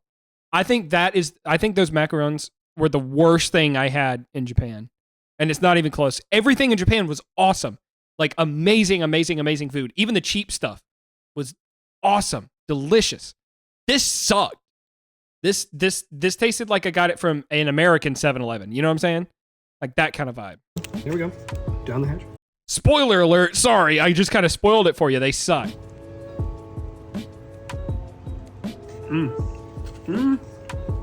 Try that. Try that. Okay. No. That one. By the way, I'm gonna have a little. I'm gonna have a little Oreo Cakesters level of. Hey! Hold on. Oreo Cakesters are pretty good, at least last I remember. They're okay. No, these were like actually horrible. Now I'm having a Tokyo banana right now. That's a real thing, by the way. It's a baked sweet with. Well, it's supposed to have a filling. This one doesn't have a filling. That's okay. I'm having a little snack myself. Oh. It's got a bit of a what I would call urinal cake flavor. It tastes very perfumey. That one's better, but still not great. Do what? Which one are you eating from? The ones that are like out in the pantry? It was like the yellow pack. This is the only one I've had, so. Yeah, it doesn't have any custard. When it gets custard, I'll tell you. It's really good. It's delicious. It's just, I don't know where the custard is. It also tastes. Yeah, Corn Doggy, you're surrounded by Oreo Cakester glazers right now. Like urinal cake. They really both taste like cleaning solution. Yeah, these like suck. when you sprayed the counter around my Easter basket, so the chocolate was tasting like Fabuloso. That's this. That's not good. I won't be finishing them. Yeah. I hate to waste food, but I won't be finishing them. Karaoke.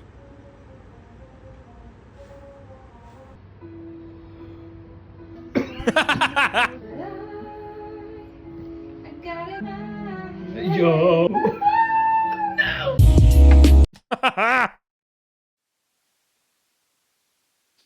The freaking Twin Towers being there. That caught us so off guard.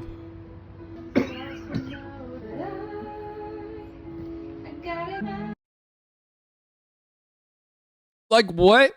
Not only is that unfortunately funny in an American context, that means that whatever they're using for this system, for their karaoke system in room, is 20 years old, more than 20 years old. Yo. crazy. Crazy work. Crazy work. All right. We've now reached the point where the edits are finished. Should have went full Agretzko, honestly. We're reaching the point where the edits are finished. I just haven't put the like title graphics in it. So this is Kyoto Day 2. Okay. Look at that shot. Oh my god, look at that. That's on the Osmo. By the way, Terry, that's on the Osmo. Okay, so this is our ominous hallway. That's a doorbell. So in the morning when they bring us breakfast, they bring it room service. We obviously already smashed that one, but they bring it through here and set it there because this door is locked, and then they ring the doorbell. And then this stays locked, so we wait till they leave and then we come get our room service.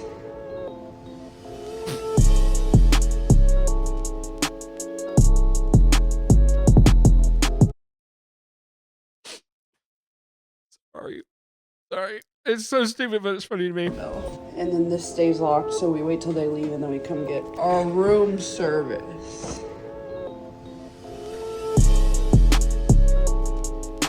Look at that car. That car is so cool. It's called a Suzuki Cappuccino, if you want to look it up, by the way.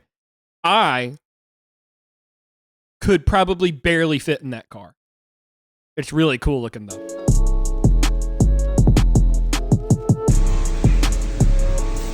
Wait, where's the backgrounds? Oh, well, this one doesn't have backgrounds, I guess. But they... Whatever. It'll be alright.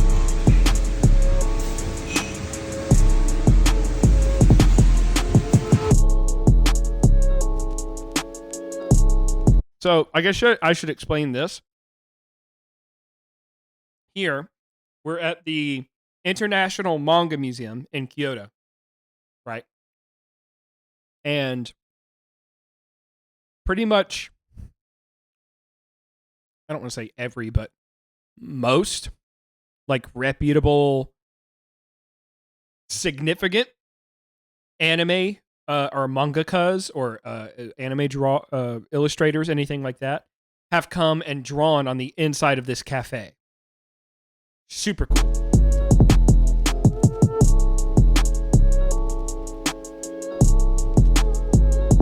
So there was Saitama, One Punch Man.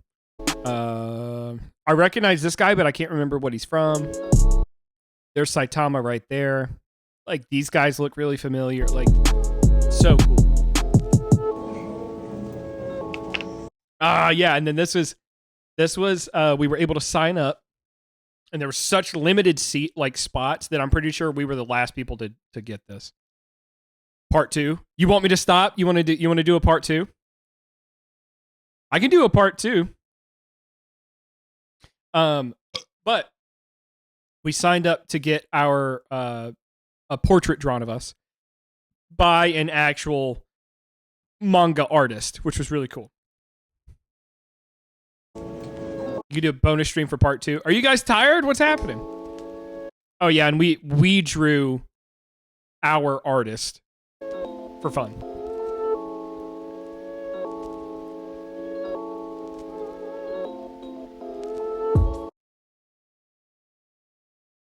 You're not tired, you're chilling, since this is a little over halfway through our trip at this point.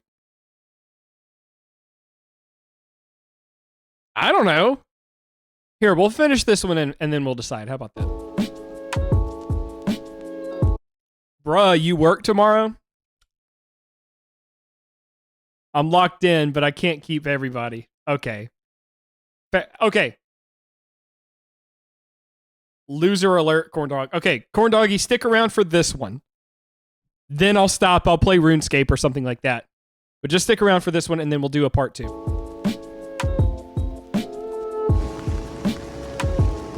This one's cool. Nijojo was really cool. For me. You know, I like that kind of thing. Finish your edit? What do you mean? It is... Well, I mean, it is finished, but it's... It just doesn't have the background, that's all. See, you missed a funny bit. You're doing all that talk. There. fart noise.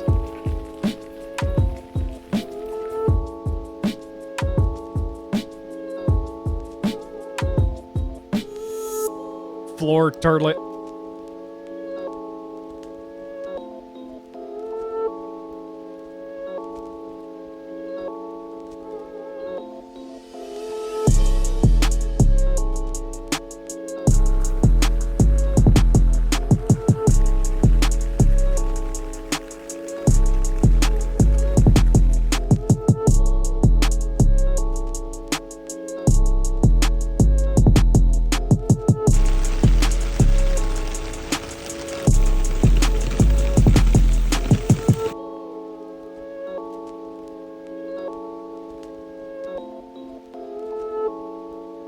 Yeah, these are just gorgeous. I mean, come on.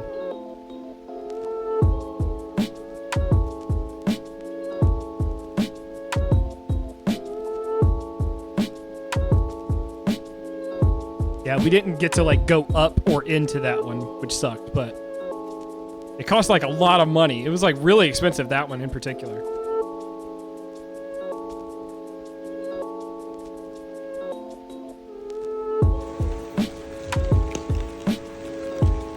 Oh yeah, Koisus.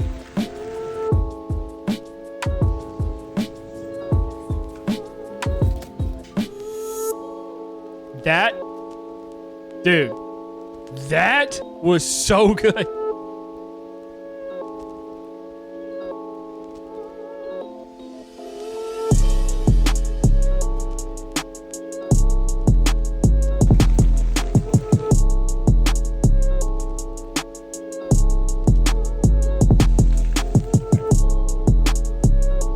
Just all the flowers and everything was just so beautiful.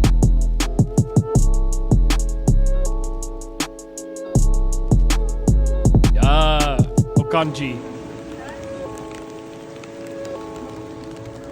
15. Yeah, 15. There you go.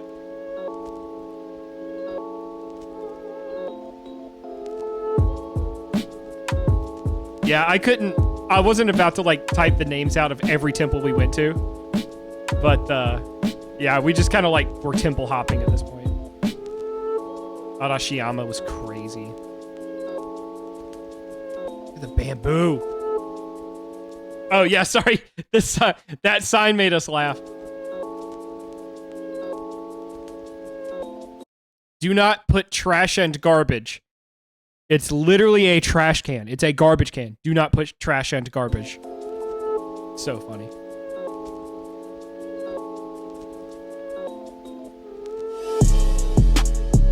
It's like a tea house. We're having a tea ceremony here. So cool.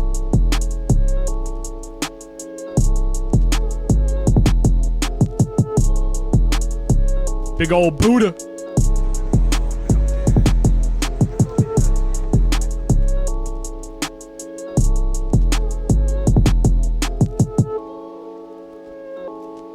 Yeah.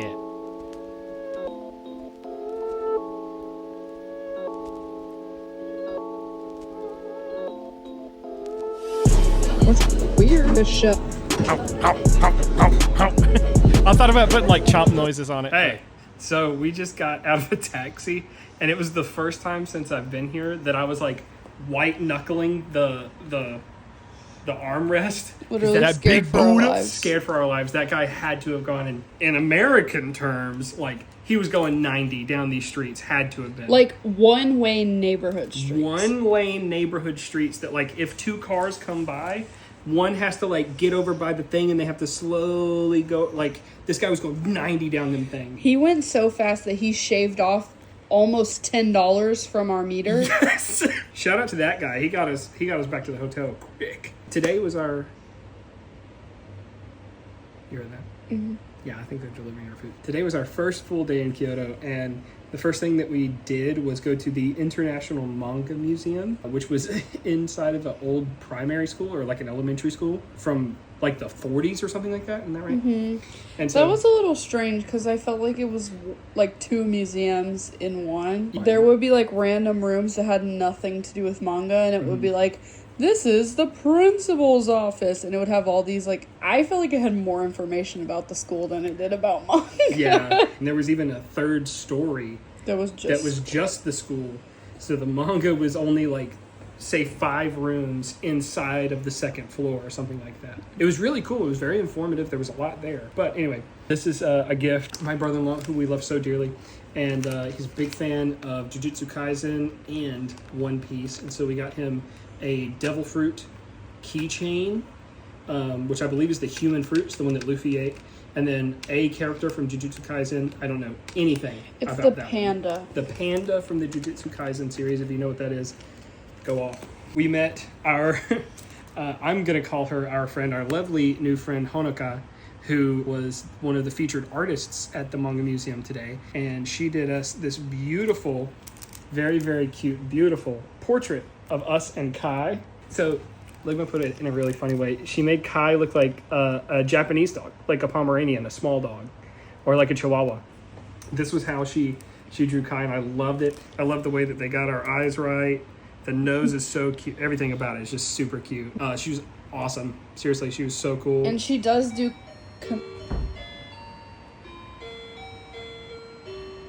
She does do commission. Yes. Okay, Terry. And she had like less than 200 followers, I think, whenever we met her. Because we're egomaniacal, we drew her, a little caricature of her on a piece of paper while she was drawing us.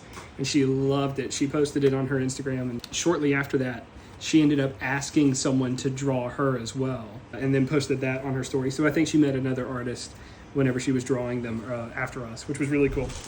This is our haul from Kyoto today.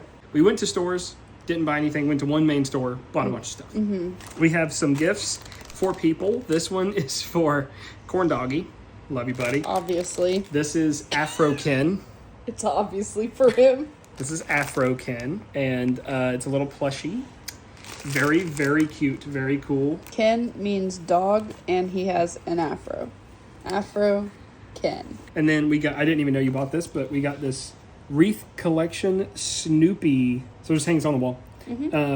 Super cute. Is it a blind bag?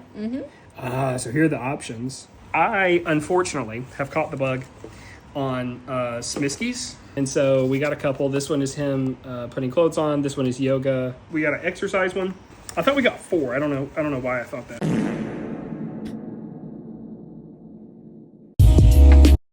There we go. Yeah, I know. His afro was detachable. Okay, Corn Doggy, there you go. You're free to go, I guess. Jeez. I get. Yeah, no, there is, how many more? 1, 2, 3, 4, 5 more. There's 5 more. Okay. So, yeah, I guess we'll have to do a part 2 because there's literally so much content about this. Or so much content from our trip. That's crazy. I didn't think I was going to have to do a part 2. Yeah, do a bonus stream to get affiliate. The only thing is when. When am I going to do that? I don't know. Anyway, we'll figure out. Well, I tell you what. I've been editing nonstop for like 48 hours or more. Okay. And taste tests. Yeah, that's true. I do need to do some taste tests. For 48 hours or more. Something like that. Straight. I'm going to play some RuneScape. Okay? So if you want to see me play some RuneScape, lock in. Because that's what I'm doing right now, man. I just want to chill out and do that.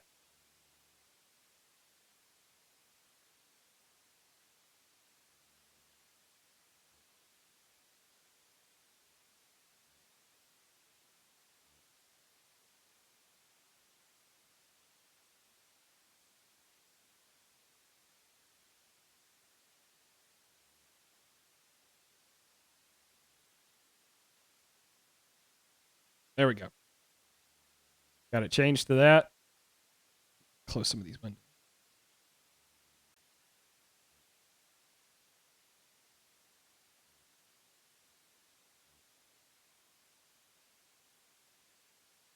There we go. I got to finish my Love Island grind so I can vote, but I'll be popping in and out. Please do. Please do. Please pop in and out. Oh, man. There we go. There we go. Little RuneScape, huh? Yeah, okay.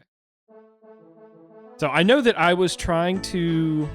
I was getting some armor and stuff. Oh, cool. All my stuff finished. Good.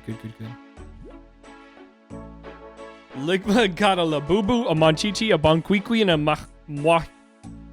Wakiki. I don't even know that one. Did I get that one? Alright, so let's sell our old stuff. Boom. Immediately they bought them. That's what we like. Alright, so...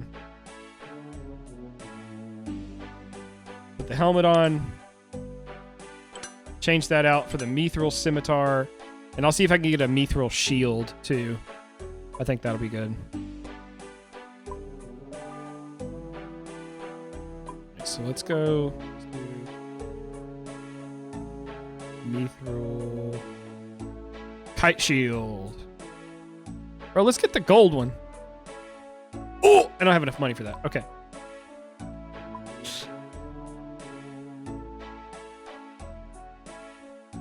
Terry. Tell me about, oh my god, it's like a 3,000 coin difference for the gold one and then the normal one. Yeah, bro, give me that normal one. Terry. Tell me about shadows. Talk to me.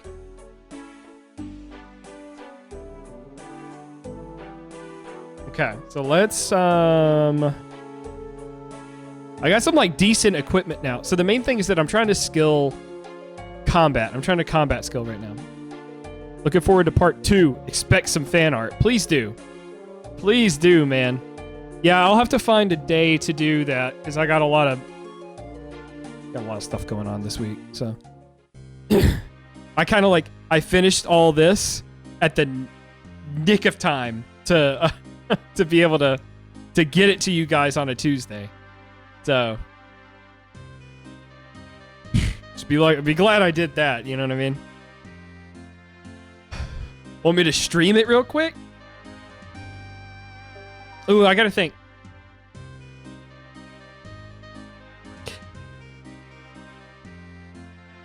Yeah, stream it. You know what, team? We're just gonna end it here. How about that? We're just gonna end it here. I'm gonna go watch Terry stream. So you should join me to watch Terry stream if you're sticking around, okay? Ligma, hear me out. You should come around. All right. Thank you for joining me for part 1 of the Japan movie night. There's still a lot to go over. There's a lot more that we did. So have a great night. Corn Doggy, thank you for sticking around. Terry, thank you for sticking around. Ligma, thank you for sticking around. Thanks to Hugh for all the talking. Thanks to Papa Smurf for all the talking. Bungus for all the good questions. Elder Shots, always. Love you guys. Have a good night.